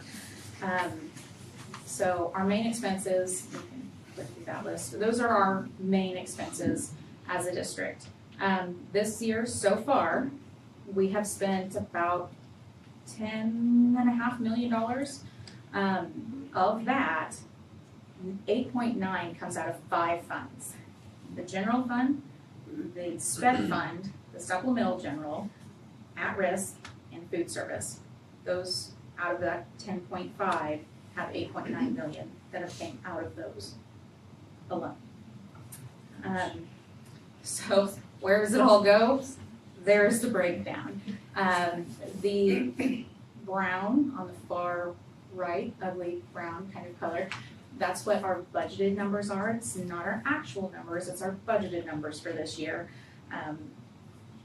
You estimate a little bit higher on salaries, not knowing exactly how many people are going to do extra duty, not knowing how much we're gonna have to pay for overtime and things like that. So it's always a little bit higher. Once we get closer to June, I'll have a much narrower field. But as you can see, salaries by far outweigh everything else that we spend funds on. If you take salaries out, it's a lot closer. You can see that sped is definitely one of our highest expenses, if not the highest every year. And the last couple of years we've had, well, last year was a little different because we used some ESSER money, but prior to that, we'd had quite a bit in textbooks and curriculum expenses with our new adoptions, which was great. But our personnel expenses are by far the most that we have. So, substitutes salaries or salaries, yes, right? yes, so all salaries are in the salary line, and then the benefits is the other stuff. So if you add combined benefits and salaries, just personnel in general, it's way above everything else, yeah. So looking at these numbers, it is a little daunting sometimes, but that's where Faith and I are looking, again, not just at this year, we're looking down the line. So future planning, Faith, do you want to talk about this one? Sure, yep. So we have to consider not just next year, but years beyond. It's why reconfiguration also came into play, as well as the feedback we've received from the public over the last couple of years with student needs. I think both of those things are important, but we need to think about the way we've been operating is essentially the same as it's been since we started these attendance centers. And we have almost, since in 30 years, we have almost 300 fewer students than we did when we went to K-8 attendance centers. So while operations have maintained the same, and I would say personnel has increased, student population has decreased. And so with, dollar signs attached to each child's head that follows the kid, when you're losing that amount of revenue, we've got to make some decisions about operations. And so we are looking at declining enrollment as a big thing. So how do we compensate for that loss over time? We lost 62 students this year. We've gained some, but since count day, that's where we were sitting. I hope we gain some more, which we have, but we gain and lose all year long. So we'll see where we're sitting towards the spring to make some predictions on enrollment for next year. We are doing some investment funds right now. I briefed you guys a little bit on some of the money we're making by investing some of our funds and outside of the two banks that we use. Monitoring our staffing, that's a big one. I'm looking at our student population and class sizes and grade levels. If we are adding staffing certain places, are we making absorptions other places? And I just talked to Mr. Ellis the other day about staffing overall at the high school and who can teach what and where and how many staff members we have for everything. We're wanting to add ag, but is there a place where maybe we're not utilizing or needing a staff member in one place? Or if someone leaves or retires, how can we shift people around to make sense of things when we still have needs? And programming at the high school is always going to be more expensive because of the things we do for high school kids. But then also looking at, we've talked about, our elementary grade levels. We have 4 sections. We've maintained 4 sections for a long time, but I know we prioritize small class sizes, and that's something I think is a priority for our district. But what does that look like, and for how long, and what do we value it for class sizes? So we're looking at those numbers as well.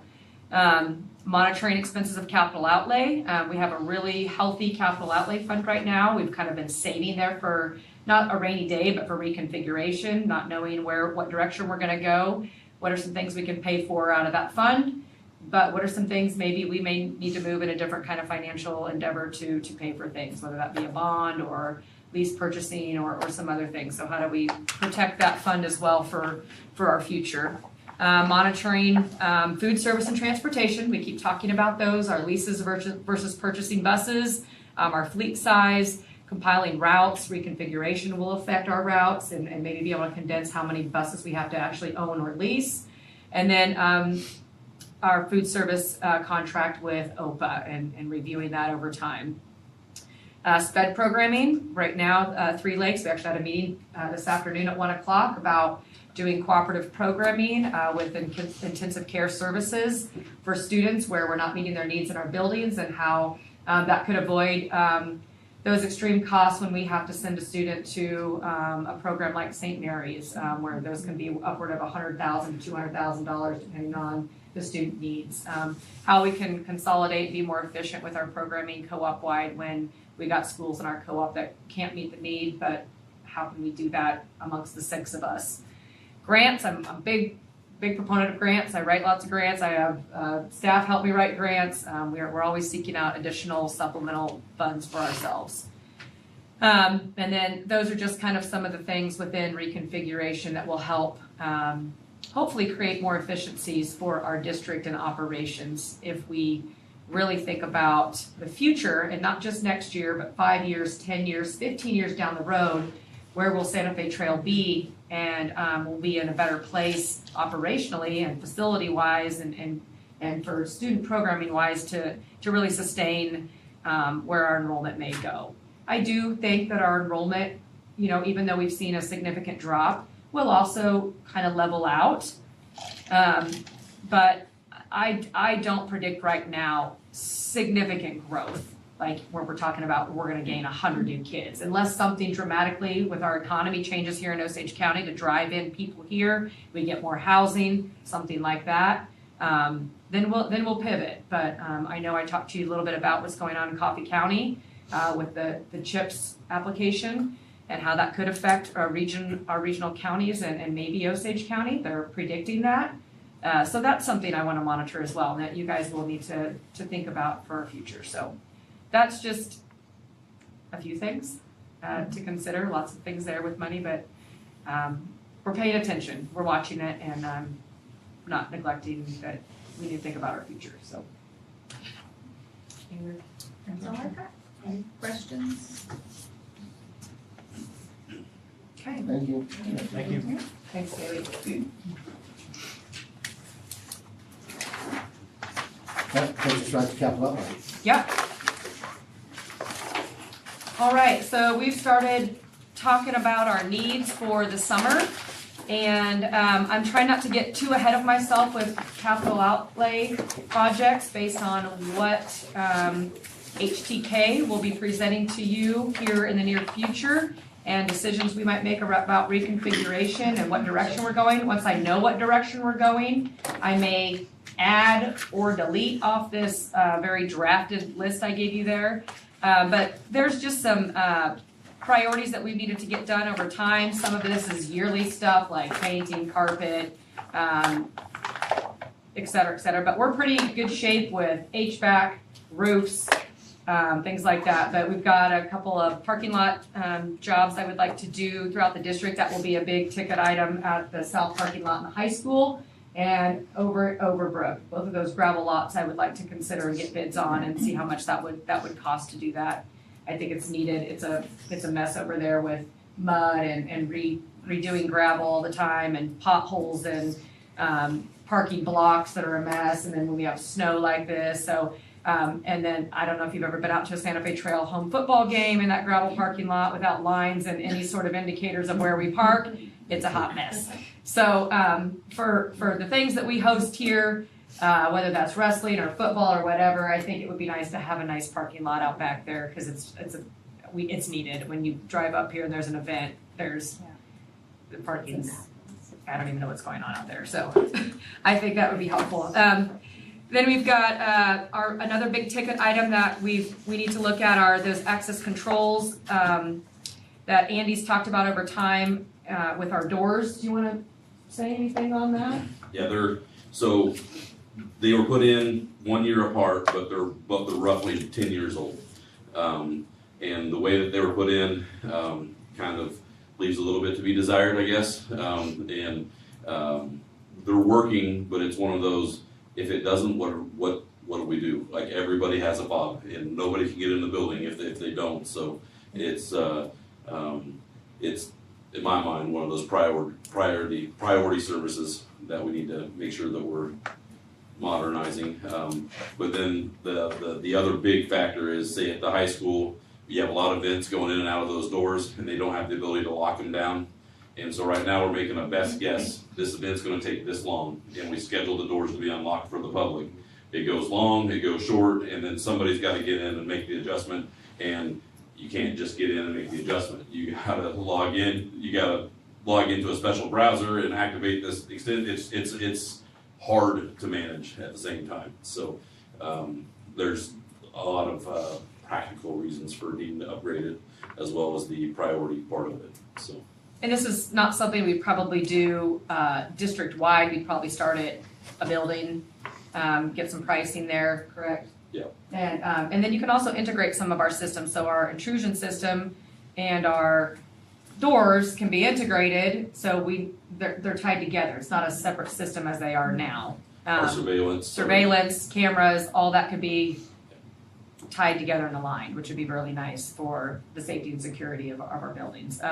Eventually, some of these access control, though, will be upgrading our actual entrances. That high school entrance has got to be upgraded at some point in time. Those glass doors there are old, original doors. There's issues with getting them closed tightly and things like that. So based on reconfiguration and those kinds of decisions, there's a plethora of high school needs we'll need to consider, even if they're not a big part of the reconfiguration changes. We'll need to prioritize some sort of capital outlay plan for the high school. That front entrance is a big one. Those doors have needed some attention for some time. So we'll look at that once we know where we're going in that direction. The other control issue is our HVAC controls. So we talked about that last year as a software update through a current provider that we were using, which is Schneider. And they gave us a bid, but it's really just a software upgrade. Moving with a different company, which we would like to get some different bids on. We've got one from Lippert, and we'd like to get another one maybe from McElroy's, Central Mechanical.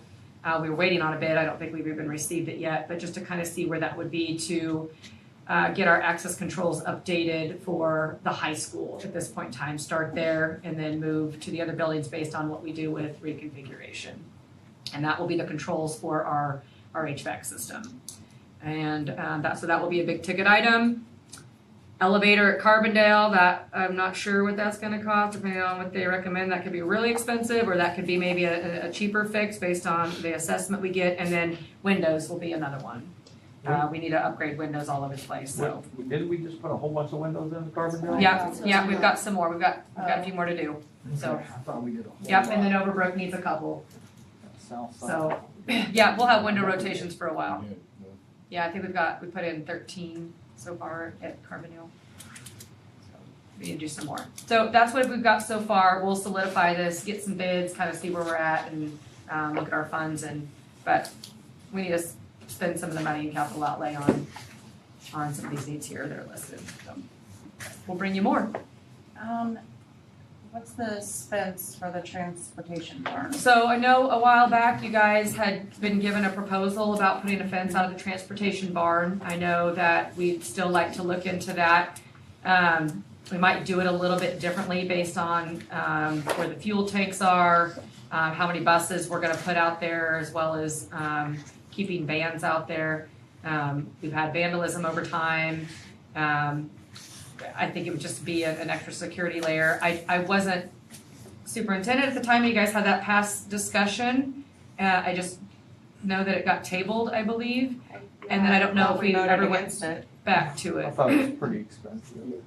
I thought because of the parking lot, no parking as is, and I thought that. Well, that's the other thing, is they're gonna block that south entrance that's right in front Right, of so the we bus could look barn. at where fencing could And then go. parking's gonna be real fun, one entrance. Yeah. So we'd probably need to look at Not something. only that, different. we don't have parking. So I'll look at where, As I'll look at the- yeah, we need to draw it out. I'd like to look at the proposal that was given a couple of years ago and where that fencing was at, and if we need to make adjustments on that fencing for the parking, and whatever adjustments, I can bring that to you, so. We'll look at that. I'd like to put some more cameras out there. I think that would help with some, security and some lights. Yeah, for sure. So, I think that would help too. Lights at the high school? At the Football field? transportation barn. Oh, no. He got it. Did you get those lights fixed? Let Chris handle the lights. Oh, Jesse, you're full of jokes. I just thought, make sure you wait, make sure you wait. So, this is a real rough draft, but, we'll get things more solidified, which, like we usually do, for early spring, so. All right, is that all you got, Stephanie? Okay. Technology updates? All right, now that you guys have figured out how much money we have, I'll show you how to spend it. I just wanted to give you guys a quick update on some things that we're doing in the tech department, some, honestly, some things we've been trying to do all year, but then things happen and kind of get pushed off. But first off, I do want to mention that Sean has been a great hire. He's doing great things. We're all kind of fitting into our roles, and he's doing a good job, Britton as well, in his administrative roles. So it's kind of starting to play out a little bit. I was very thankful we had it with this recent news. So now one of the things we're looking to kind of expand into out of an administrative meeting is additional credit card payments. At your ticket booths, ticket gates, being able to take credit cards to get into your games, at concession stands, and then receiving payments in the offices for whether it's food service or fees or whatever it might be. We're looking at different services. Kaylee and I still need to kind of sit down and hash through some of the questions right now I'm looking at Square to be transparent because their hardware kind of matches what we're looking to do the best. But we're looking to add credit card transactions. You'll hear more about it later, but we're looking into some Vape detectors and stuff like that. I'm looking to submit the Jones grant again to finish the interactive TV deployment. It seems to have gone real well, the ones that we've got out there. And because we bit off a little more last year than I intended to because of the price of things, which got us to almost the halfway point in the district. So instead of doing a 3-year plan, I'm gonna try to just get it done this next year and get it rolled out. So I'm gonna start that process now and start meeting with the teachers and getting some feedback and all that good stuff. So the E-rate, it's kind of and it will be a pretty standard process again this year, but our internet contract is up. We normally sign a 5-year contract, have been. I'm looking to do a 3-year just in case of our realignments and all that stuff, so that hopefully our contract kind of goes and coincides with it a little bit. But normally the way it works is you pay the same price, you get double the speed every 5 years. At least that's been my history doing it in the past. So I don't see any our costs changing too much there. And I think that would align very well with what we need in the district too. So our webpage, we have about 1.5 years left in the contract. I've talked to Stephanie a few times about it. I'm looking to kind of reduce some clicks and some scrolling on it. And in doing that, this platform is not real easy to edit, I guess you might say. I like it. I think it visually looks good, but I'm looking to make some changes, and I'll be working with her on it closely when we do. But just I guess a heads up, after that, in that 1.5 years, when that contract expires, we're going to be looking at options, and that's not something I can roll out overnight. So I'll be talking to you well in advance of that. So and then I guess the last thing on my list is I just wanted to make sure I pointed out that we do have a lot of aging equipment. We talked about the access control systems. 2 of our building surveillance systems are we're going to have to invest in some of it in the summer, but we need to be developing some longer range plans because that's not on the cheap side. That's a very expensive platform, very important from a safety standpoint. So just want to make sure I point all that stuff out. And but that's it. Any questions? Any thoughts on what I ran by you? Okay. I appreciate the shorter contract consideration for reconfiguration. I wasn't even thinking about that. So yeah, I think it'll work out well to time it up. So thank you guys. Thank you. Okay, now we have OAC and CAC amendments. I'm gonna let Laura Lee lead the charge on this. Okay. And then I have some additional stuff that I'll hand out to you guys, or do you mind handing this out? Yep.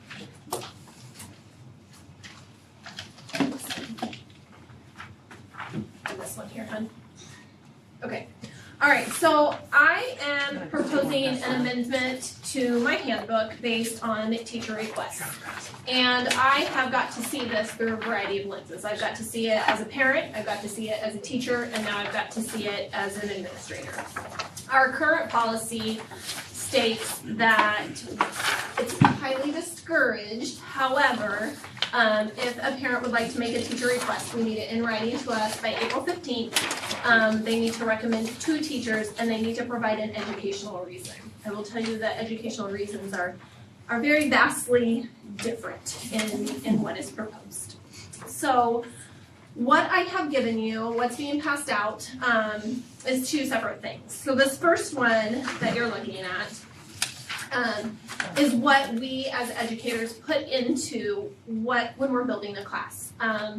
Because I think a lot of people don't understand the amount of thought and effort that we put into building an equitable class so that it is not only equitable for the students, but for the teachers as well. So we look at their gender, we look at their attendance, we look at their behavior, we look at their work habits, then we go into special programming. Are they receiving, do they have IEP services? If they do, what kind of IEP services? Is it speech? Is it academic? Is it behavior? Is it a multitude of all of those? Are they receiving social emotional work with either the counselor or the social worker? And then are they getting title services through either, are they getting reading and math, or are they getting both? And if they're not yet, sometimes they're getting those services and they're on the SIT plan for the student improvement team. And those students can be brought for academic or behavior reasons. Sometimes it's even social emotional because we see anxiety in different components. Then we go into the academics piece for all students, and we look at their English language arts, their traditional reading, and we kind of put them in a beginning, developing, proficient area, and then we do that for math as well. And that is kind of based not just on their testing scores, but also in addition to what we're seeing in the classroom through their report cards and all of the different components, and the teachers weigh in very heavily on that. And then after that, we look at their FastBridge scores. We look at FastBridge for reading and for math, and then you'll see the different scores that are in there.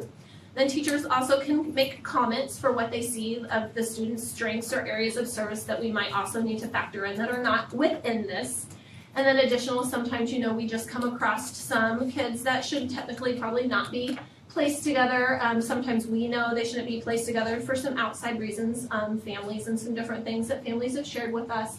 And sometimes just, they might butt heads or different things like that. Their personalities don't quite mesh. And then sometimes it's, family issues and things like that. So we do this card for every student in our building.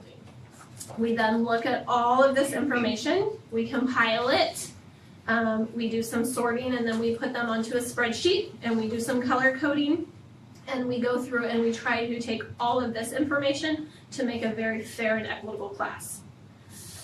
So once all of this is done, then we factor in teacher requests. So then our fair and equitable classes that we have taken, because our teachers really know. They are looking at all of those academic, social, emotional needs, gender balances, all those pieces when we're assigning those classes. When I have to pull in teacher requests, that plays complete havoc then with what we have then worked so hard to create. I have kept data for this over the last 1, 2, 3, 4 years. You will see that it has decreased over time. Last year, we only had 6% of our student population request. However, I will say I do feel that has changed, and we've changed our parent-teacher conference times. They were pushed into January, so I feel like parents maybe weren't necessarily thinking about that as much as they heavily were as when we were, say, doing them after spring break, and we were in that spring mentality of getting ready for the following year. You will see some traditional data points in here. For the most part, kindergarten and first grade, we weigh pretty heavily on teacher requests. And I do just want to point out, I did a lot of research on parental requests, and I looked at our free and reduced data and our non-free and reduced, so you can consider that our parents who are sometimes struggling financially. And it does say that a lot of times, sometimes more of our affluent families are the ones that are requesting, and I've broken that down for you that, roughly, if I had to average all of these, about 70% of the time, it's our affluent families that are requesting, and our at-risk families are not requesting. So then we are looking at our classroom balance, and so then when I'm trying to balance out and I want, higher peer models and some of those things, when we're trying to do some of those, sometimes we're putting maybe like our less engaged families, not due to anything that they're doing, sometimes they're working and they work different shifts, or they just don't have the ability, childcare and all of those things. It's disproportionate in the classrooms. And so really I just would, and sometimes they cannot be as involved. So sometimes I'll have a teacher who has a very involved classroom because they might have a higher group of requests versus I have another teacher who doesn't have that ability to have those things. And it's not due to anything, the families or any of those components, it's just what they have ability and access to. So overarchingly, I'm proposing that we no longer do teacher requests so that we can build our lists for not only the teachers to have that, but also for our students as well. We do ask for two teacher requests, but however, so say like for first grade where we went to 3 teachers, and if that ever has to become a trend where we're absorbing more positions or anything like that with declining enrollment, and we go to 3 teachers, that just makes it even harder to make those. So I would like to propose that we make an amendment to the handbook starting for this school year, that we no longer accept those questions. That was a lot of information.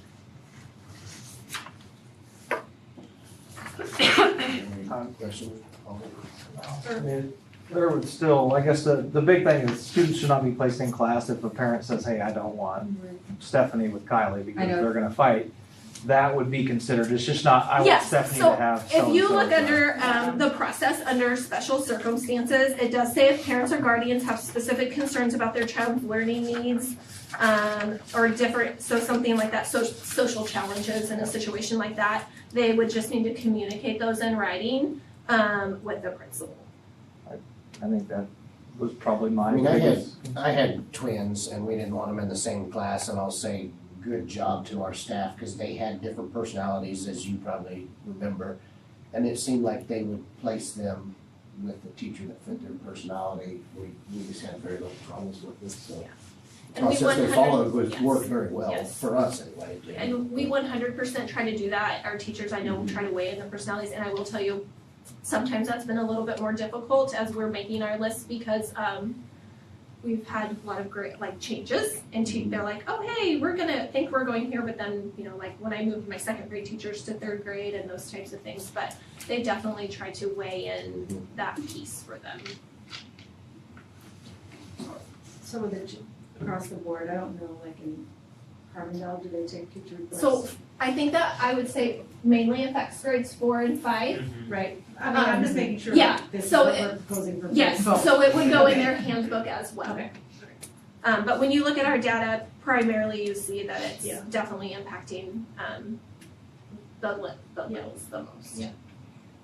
And like that year, we had 51 requests, and we had 263 students that year. That's a lot of requests. They can't all have Miss O. This was her idea, huh? Can't have all of Miss O. Unless she wants a class size of 51.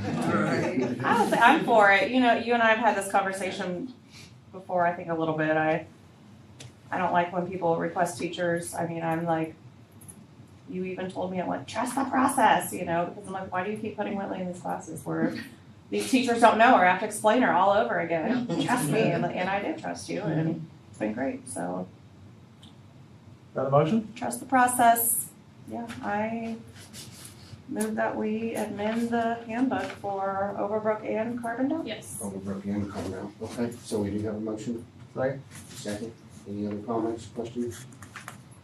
All in favor? Opposed? Thank you. All right, thank you. Thanks. Yep. All right, that brings us to vape detectors, metal detector wands. Is that you or? Yep, so I'll get it started. Mr. Ellis, you can talk to me. Yeah, I'm gonna bring them all up. Everybody's gonna, this is gonna be a group effort. This is gonna be a group conversation. So we've talked about this a lot. I've had principals come to me about this. We've talked about it here as a board. I've had parents ask me about it. There's a variety of school districts that do it, some that don't. I've learned about it over time through my bold cohorts. There's a lot of different detectors and systems out there. So we've been investigating a little bit. We've been talking about the pros and the cons. That includes the tech side of things, where this guy with the brains back here is going to tell us how it works or doesn't work or how effective it is, as well as the procedural side of it for managing student behaviors. And I think that our principals have a variety of experience with vape detectors and using that as a mechanism, as both a deterrent and a reporting mechanism.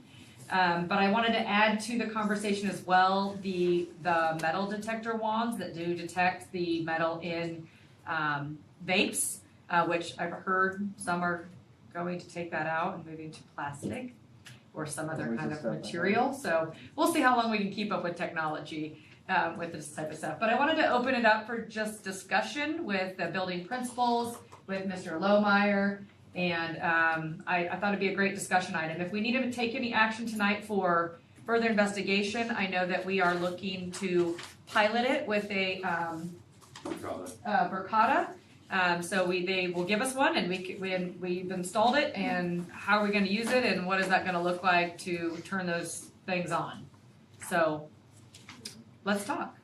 So my ignorance here, vape detector is something that's going to detect the smoke. It's not like I walk through a metal detector at the airport. It's It's technically an air quality detector. Okay. And so when there's a percent of a discernible chemical within the air, then it triggers. It's when they're using the vape, Yes. not having it on them. Correct. So yes, this is a sensor of when they have exhaled it and the vape is actually in the air.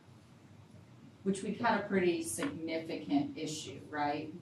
With vape being in school. I mean, just that we know of, right? I don't want to quantify it as significant. I don't know the numbers from the past to this year. From my previous experience, no, it's not near as bad as other locations. But yes, it is more than what I would like to see, because obviously this is substances that our students do not need to have in their possession, period, at all. Like ballpark is how many? Well, sure, and that's just how many. I mean, hot, right?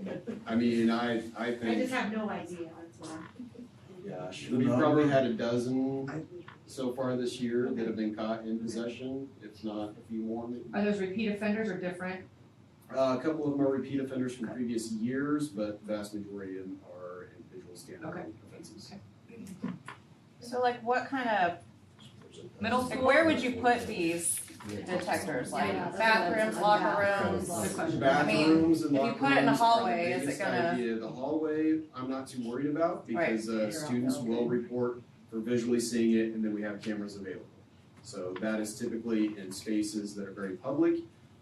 More than often, you do not see students using them there. The private locations, such as bathrooms and locker rooms, are the hot spots with that. And I wanted to ask about, are we looking at doing this at Carbondale too? So, Austin, you want to talk about how many you get a year? I mean, in the past, we've had a couple. It's not nearly what the high school is, probably a fraction of that. This year, knock on wood, hasn't been much of an issue. A lot of the times when it gets reported, if the student's hiding it on themselves, it's hard to prove that they had it or not. So, like Kyle said, bathrooms is a hot spot for sure. So bathrooms and locker rooms, we get more reports than we do actual findings at the junior high. How's it work? So this detector, does it alert your phone? It's just, I mean, how do you know? So say it's the boys' bathroom. Yeah, I know. Why don't we start with, so pull these two out here. So let's look at the two that we are actually investigating. Verkada and Halo are the two brands that Mr. Lohmeyer has looked at based on a lot of feedback from other school districts and researching. So he brought these two to me. I I think Mr. Ellis had an experience with Halo, correct? Oh, Verkada, sorry, at Washburn Rural.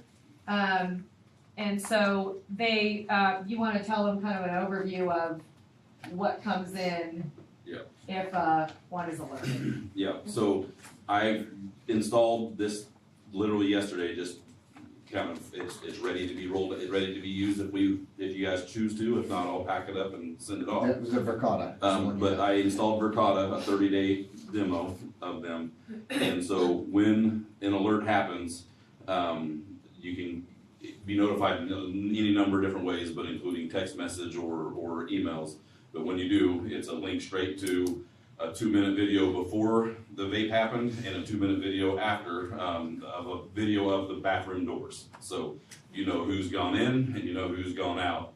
And so, and you know how high the percentage was. I mean, it gives you all kinds of this data. And so this, I can only speak to Verkada as far as that side of it goes because of this trial, that it's really easy to and quick to identify, or to get there, I guess. I mean, you're still gonna have to see if there's 5 kids in the back, or whatever. I mean, there's still some analytical work you're gonna have to do, but, yeah. Passing period's rough, so if it's passing period, you got 20 kids going to the bathroom in a 2-minute period, that's tough. It's harder. But reporting will come into place then. Sorry, Faith. No, go ahead. The only other thing I wanna mention from your guys' conversation is locker rooms. You would need a large quantity of these in a large space like that. So just keep that in mind. It's not just one in the boys' locker room. You would need, if you wanna do a locker room, you're gonna need a few in there to make it work, so. Which in the locker rooms, they're not supposed to be by themselves anyway, correct? Have you been in our locker room at the high school? Yes. Okay, so the configuration, there are Yeah. some obstructed views of line of sight. So yes, we do have staff supervising, but there are some areas that, yeah, they can step around the I mean, I corner. haven't been in a place. No. Yeah. And the boys have more areas, so. Yeah, the boys is worse than the When you girls. say a lot in the locker room, is that 4, 6, 8? Give you a reference, I think what they say, 1 per 3 stalls. So that's a space, 9-foot ceiling, and that's the kind of cube, the square space that the So doctor. there's 20 of So- them, because they're roughly $1,000 a piece. And there's 20 of them proposed, what's that get? Does that take care of the bathrooms? And are you thinking that'll do the high I school? would say that's mostly bathrooms. You'd have in the high school room for a couple in the locker rooms, but of course, with the girls' restroom, you have more stalls, and it's just harder to configure. But yeah. And then we have the bathrooms out in the domes as well. Yeah. Do you feel like this has meant a lot of money? I feel like especially if you have to. Yeah, it's an investment. Right. I think I would propose that we pilot it with some procedures in place with the pilot, which could happen soon, but it's a 30-day trial. I wanna really, the money and the technology is one thing. The procedures are really important to make sure we have them in place and correct on how we're gonna handle. If a kid or if a detector goes off, we check the video, what now? What's the process and procedures? Like Austin mentioned, these kids hide these things on their person, so we're not doing body searches here. So what's our next step if they don't present something? That's when we've talked about the wand. What if we get a wand and we've set a positive near an area of the body and the kid still doesn't want to give it up to you? What are we doing? Are we getting SROs involved? Are we not? Are we calling mom and dad? What's the procedure? So I just want to have like something written down in policy or a procedural concept that we use, because this stuff does not exist in our handbook. Right now it's reporting, we handle it, some kids turn them over, some we catch red-handed, others they're just not telling us, even if they've been reported, because they've hid it somewhere and we don't have physical evidence, so it's hard to do that, and I'm sure Carbondale's experienced a bunch of that. So that's hard. I want to make sure we're being fair to kids. I want to make sure parents feel confident in what we're doing. I want to make sure that also it's a deterrent in working the way we want it to work. I'm sure there's some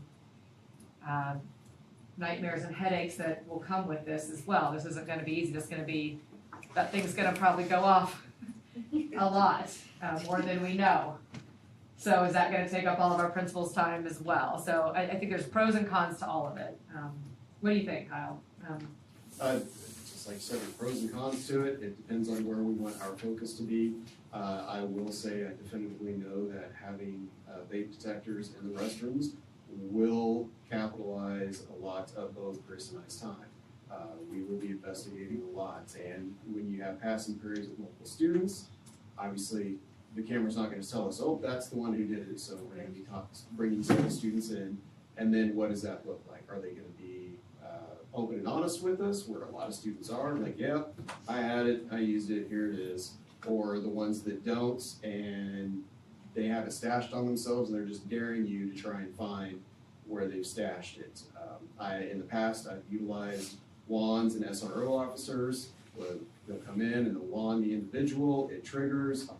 They can either say, yep, here it is, I'll pull it out for you. And honestly, the worst offenses I have are ladies stashing it in their bras. And so if they refuse to do that, it has been a phone call to the parents. Obviously, I had reasonable suspicion that they are in possession of something. We've had some identifier that is an anomaly. The parent needs to come in and have issued consequences when both the parent and the kid has been like, nope, we ain't showing you nothing. We're not doing any of that. Okay, I'm going to sign that as you are in possession from the evidence that I have. So that is what I've done in the past. I don't know if you feel comfortable with those procedures or what you want to do in that particular situation. Do you feel like it was more, did you feel like it was a deterrent? I mean, when these were in place, do you feel like kids did less or? I would say that when they were put in place, there was a decrease in the number of offenses.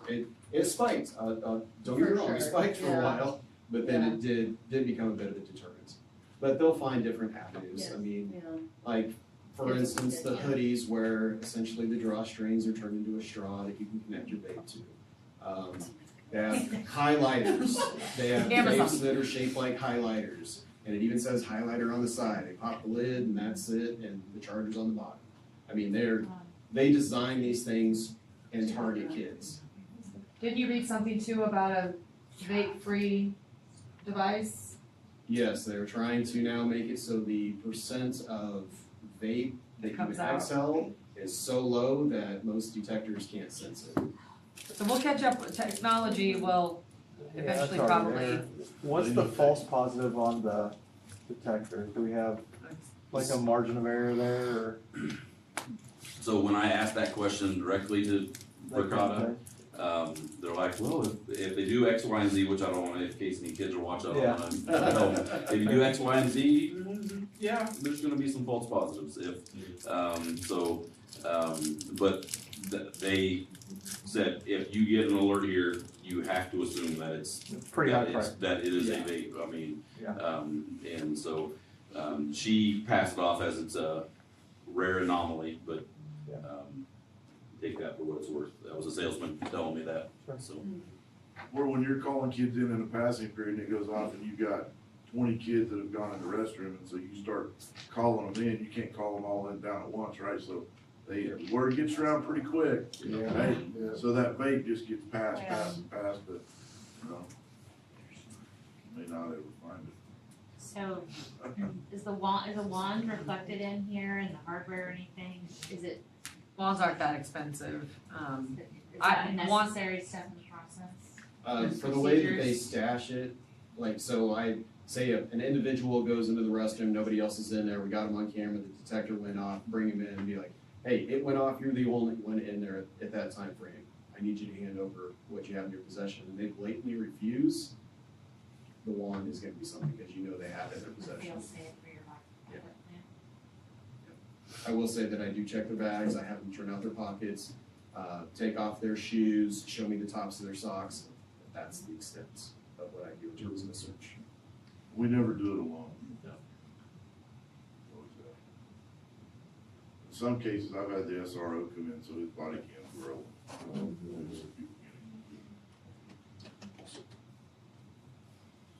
So what if a kid, you have one that goes in and out, right? They come in, they do everything, you wand them and there's nothing, right? I mean, at that point, the kid's denying it, the thing went off.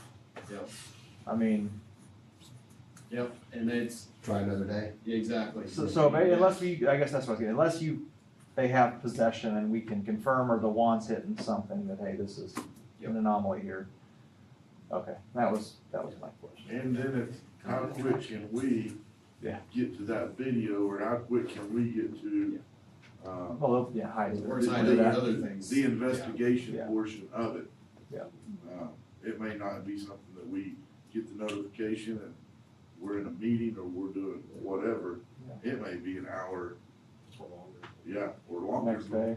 What if it happens at the end of the day? Right. You know, or during basketball games or wrestling. Yeah. So I Parents. hate to say this in Yeah, a video, but That's my been, question that's is been, you were caught on video. just metal detectors? Yeah, I think so. So what if It's Yeah, something so don't have else, one? yeah, something an underwire has, yeah, some metal in their Piercings. bra, yeah. And so Actually, then, okay, so I've had that issue before, and the parent called and said, yep, they have piercings. the parent doesn't know, and That is true. That might be the new parents thing. have sent this kid for. Are we throwing money at a losing battle? Do you guys feel I like? just don't know how much it's gonna, What's the end goal? What's that? Do you really If- feel this is something you really need to, I mean, What is the end? I get really frustrated with the vaping. Sometimes I feel like I'm fighting a losing battle because I know the negative impact that it has on students. So I really want to have some type of deterrent. Do I feel like the time, the expense might justify it? I'm not 100% sold.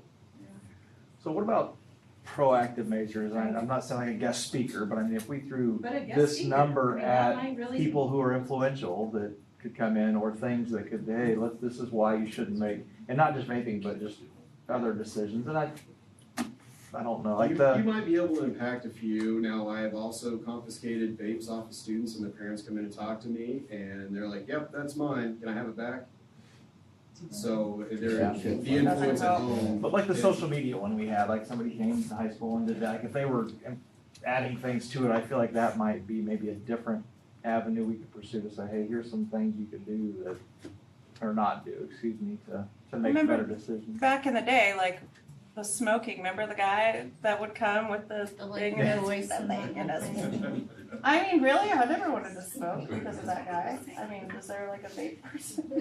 oh, I'm sure, yeah, we could bring in medical professionals, we could bring in all sorts of things. I just know that, But, it's and I a mean, problem I again, don't think we're gonna solve with this. Is this a deterrent? Yeah, I think it will be. I worry that it's gonna bring vaping into other areas of our building, that we're not gonna then be able to detect. I think student reporting is a really, really, really big piece of all of this. And I think that's a really important place to put a lot of our efforts, is students reporting, but they don't love to do that at the high school level, because it's, Well, if you have 5 people in the bathroom though, and that thing goes off, you don't think somebody's gonna say, it was not me, it was Sure. Stephanie. sure, You know, to me, I wouldn't want myself to be in trouble. yeah. Well, so I will tell you that does happen. Any student that's in there, so under statute, I have the right under reasonable suspicion to be able to search a student. So even if they're in there in that time, I tell them, I am going to search your possessions, I'm going to have you turn out your pocket just to verify. And there have been some that I've caught in a lie. Oh, yep, there is. she told me it was a highlighter. I feel like in some instances, like, what are we gonna do after, like, I mean, it's like a drug test, what are we gonna do? I mean, are we gonna do the same steps we would do for, Drug testing. like, drug testing, and I they think that's talked about it? provisions you just want to have him writing before. we Yeah, do I it. just would like to have some, so what we could do is, since we have a detector that we can use for 30 days, what we could do is like collect some data, just kind of see how much it's getting hit. We need to decide though, are we gonna do anything with that data, or are we just collecting data, or, because we could turn it on and I could see anybody that goes in there in that 2-minute video, and so what are we doing with that data, or are we not gonna do anything with it and just see what it gives us? So we have this trial period, I just wanna know what we're gonna do with it. I'd like your guys' suggestions if we're gonna use this trial period for just data collection, or are we gonna? I personally, if we're having it there, we're accessing it, I'm gonna use it to its fullest extent. Okay. Bring more awareness to the student body to know, yeah, I'm watching, I'm paying attention. That's something, do you feel that we need to communicate to the high school families and say, hey, we've recently put in vape detectors in our bathrooms? We brought this up years ago on something like that, and there was pros and cons. One idea was to not tell anybody, because they would now know. Right, and if they know ahead of time, they might do something to try to I don't know. trick it. Well, they know what bathroom, I mean, it's the 30, is it in one bathroom, the trial?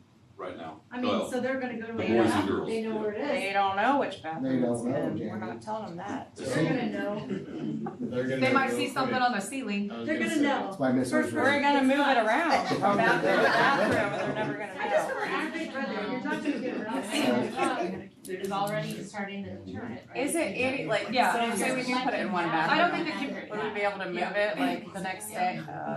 Yes, we would. We're I gonna would move it assume- in all the bathrooms, kids.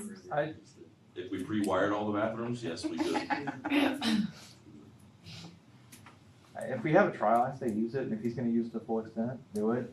Communication wise, maybe you put it out in your superintendent, like your scoop of the soup or something, hey, there's the trial going on, you know, there may be more right now, it's, obviously, They might people learn. are watching or listening, it's Sure. gonna get, I mean. they're all whispering to the kids. And from a transparency, I Yeah. mean. I think it we is need to what be it is, right? It's transparent out there. about it, but that's just my opinion. They're gonna know eventually anyway, Yeah. so. And at the end of a couple weeks, you'll have a good idea if that's something we feel like is Put more in. You might learn, beneficial. hey, this ain't worth it, or hey, we got. Or they're already around it. Or they didn't have any issues. There Right. were no reports all of a sudden because we had big Or they went to the other bathroom, I mean, I feel like they're gonna. Well, the main bathroom though is our main Kids are bathroom. smart, I mean, they're gonna. And there's not a, I mean, there's a lot of traffic in the main bathroom, but Not so much the We down. do try to keep the other bathrooms locked every Yeah. day. Okay, Band, okay. when band's in band, in the auditorium, then they have those unlocked, and then they're supposed to lock them when they leave. That's In the good. dome gyms, we have them locked, except that's where they go during lunch now. They're supposed to leave their backpack and their cell phone on a table right there, and then go to the bathroom and come back. So, we try to keep the other restrooms locked. I mean, obviously, the locker rooms are open, and there are places to I mean, I think we'll get a set of get in the data. locker, I put do, your I head in the mean, locker or whatever. Yeah. Just say try it, Yep. okay, try it, see what happens. all right, 30-day trial, Good luck. thank you.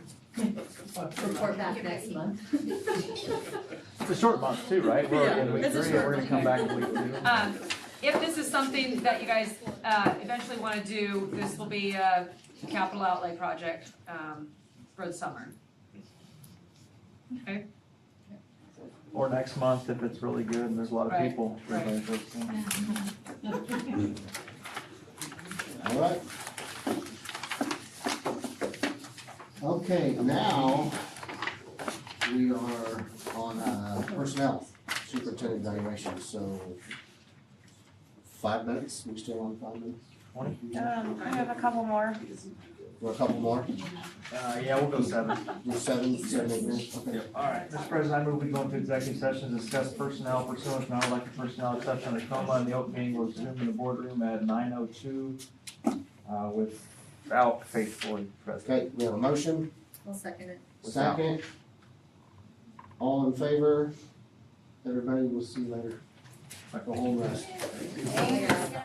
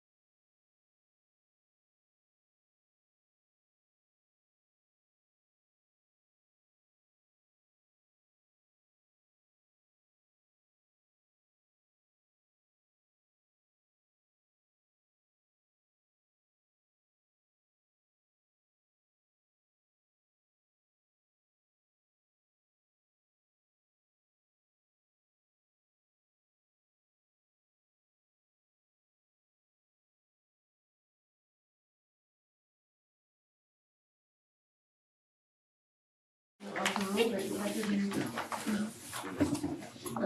been angry all night. All right, we had 3 Lakes meeting.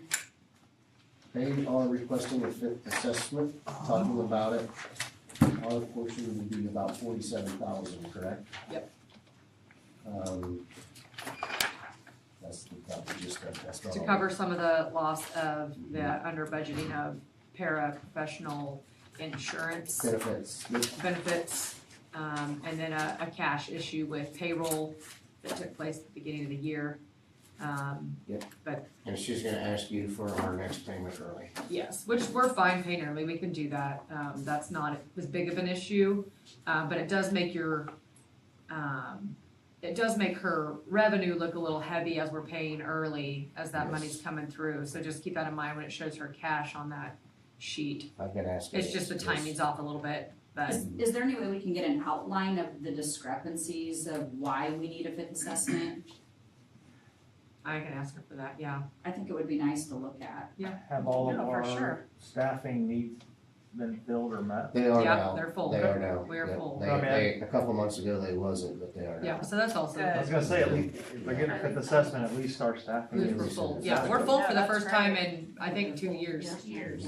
Yeah, What are they? oh, maybe years, yeah. Years. Yeah, just 2 that I obviously recall, but, yeah, so it's good to be full. Yeah. And that's even with, related services. And supposedly, we're gonna start working on a system to catch up the cash over the next 2 to 2 3 years. years, so a fifth assessment may not have to happen, Yeah. but I'm kinda gonna believe that. When we see it, yeah. Do you wanna go with me every? Yeah, I probably would like to. I mean, that would be great. Yeah, you can vote, or I can, just one of us can vote, That's but we fine. can both. Yeah, because there's a lot of financial conversations right now that you guys might want to catch each other up on, Right. with, Which, like what you said bothers me. Yeah, so there has been a lot of conversation about our students' needs not being met. And that's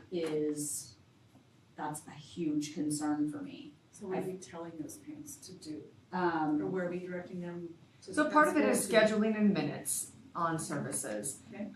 Rewriting IEPs, over to identifying with IEPs to alleviate some of the bleeding of too many services, Yes. therefore not meeting minutes. So there's a big picture on services and needs being met. Paraprofessionals was a big part of it. Those are all full, which is good now, because we didn't have those full last year, not even remotely. We were missing probably 3 or 4 paras in both Overbrook and Carbondale. They're full now. have we ever been full? No. I don't think we ever have. Not, I So, mean, in the for a 2 very, years I've very done long this, time. yeah. So, I mean, we've had to send letters home every year to parents that we're not full or meeting the needs. But when So, we are full, I feel like that bothers me to hear that, yeah. so those would be good questions for her when you're there about, services, minutes being met, all those things, so. Where I think we're still not meeting needs are real high needs students with qualified staff. So what quality and level of staffing do we have to service intensive care services where we have toileting needs, where we have behavior on top of cognitive disabilities, not just, They did high have a incidence couple- and low incidence, They yeah, did have a couple hires everybody was excited about. yeah. Couple of teachers, certified teachers, and I can't remember. Sheila Payne is coming to be a parent Overbrook, yay, that's awesome, yes, big deal. They have Certified teacher gonna be a para, the ex. and then we ex have vice director or an ex something. administrator that's gonna go to Framework, so we'll have that extra staff member at Frameworks. And that's been understaffed for a long time, Framework, so, and that's our behavior program. For high functioning cognitive, but behavior issues, so. So, things are happening, money's not going down, but, things are happening, so. I don't mind paying for things if we're meeting the kids' needs. I agree with yeah. that. That's what the And money's for. I feel like our special education needs are changing, I mean, since my. They are, we have so many more needs. We have the amount and the significant, I mean, the needs are just much more significant. And co-op wide, Yeah. not just the 2 big districts, but everybody, all 6 of us. I And see. some of these districts don't have, they might have 1 special education teacher. Right. Like Meridian Valley, they need supports and we're cooperative, so how does that work? So, Sometimes it's viewed, I think, as bigger districts have bigger problems, but that's not necessarily true. The problems Yeah. that we're trying to make sure we support everybody, it's everywhere, so we have to make sure. And some of those bigger districts have specialized programs. They have an autism program with an autism specialist and BAs and all these people in there that have training specifically for autism.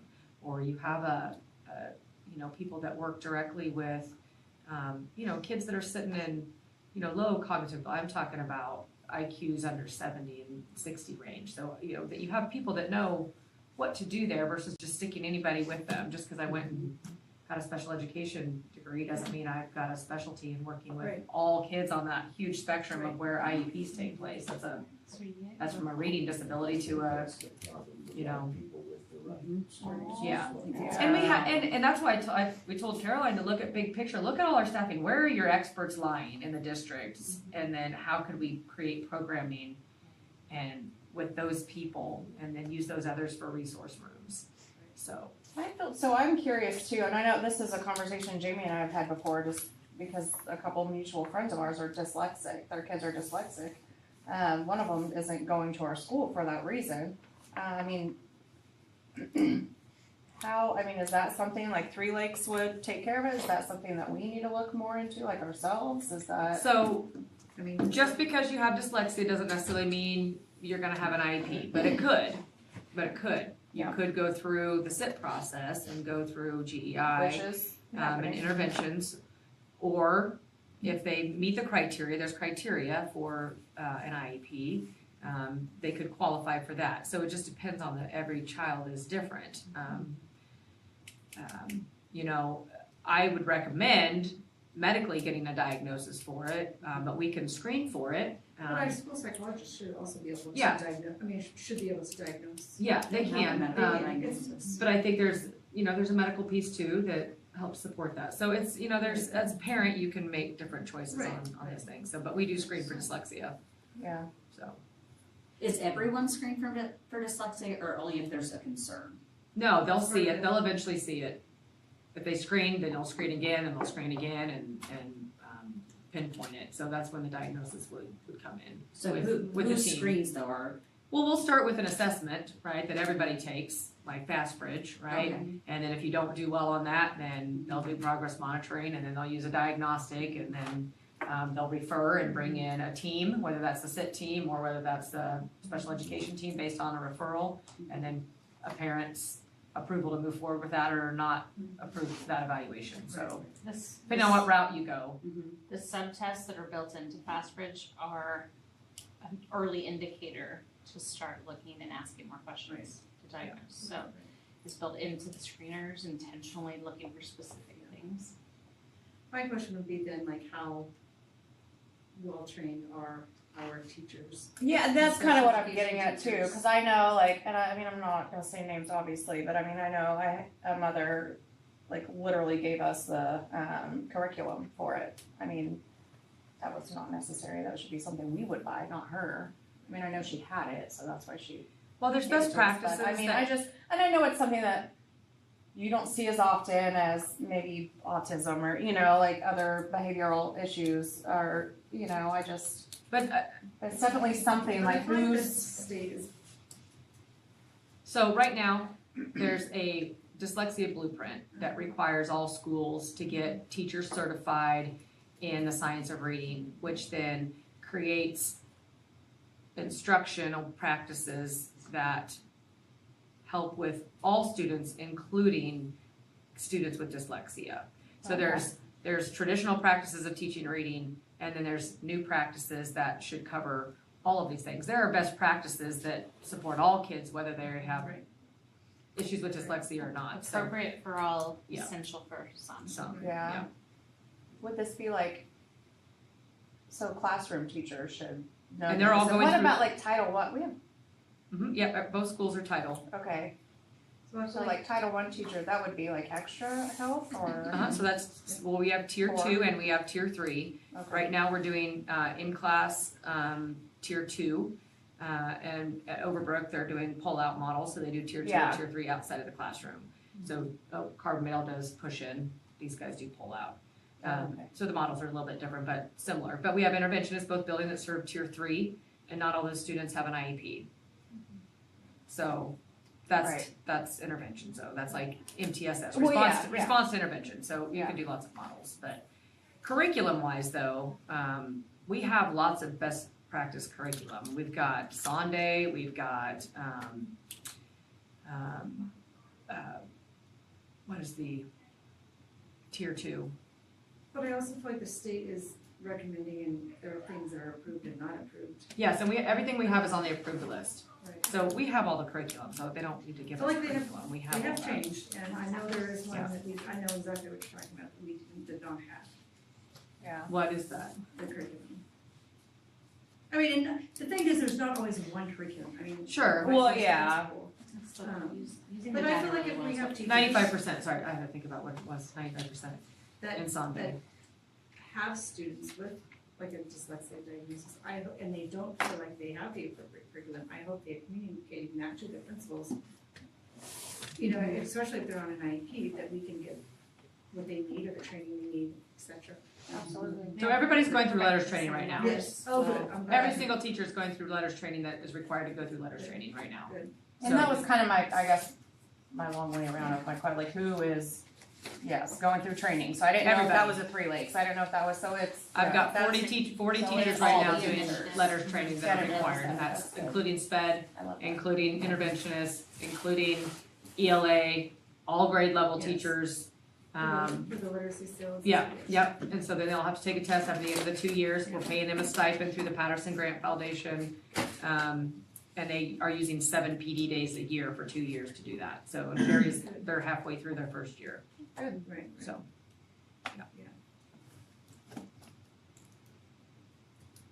Where we at? All full of us. I'm trying to remember your. Ready? Yes. We're adjourned. Time. Michelle's ready. Good. She's like, come on, quit talking about your Bedtime.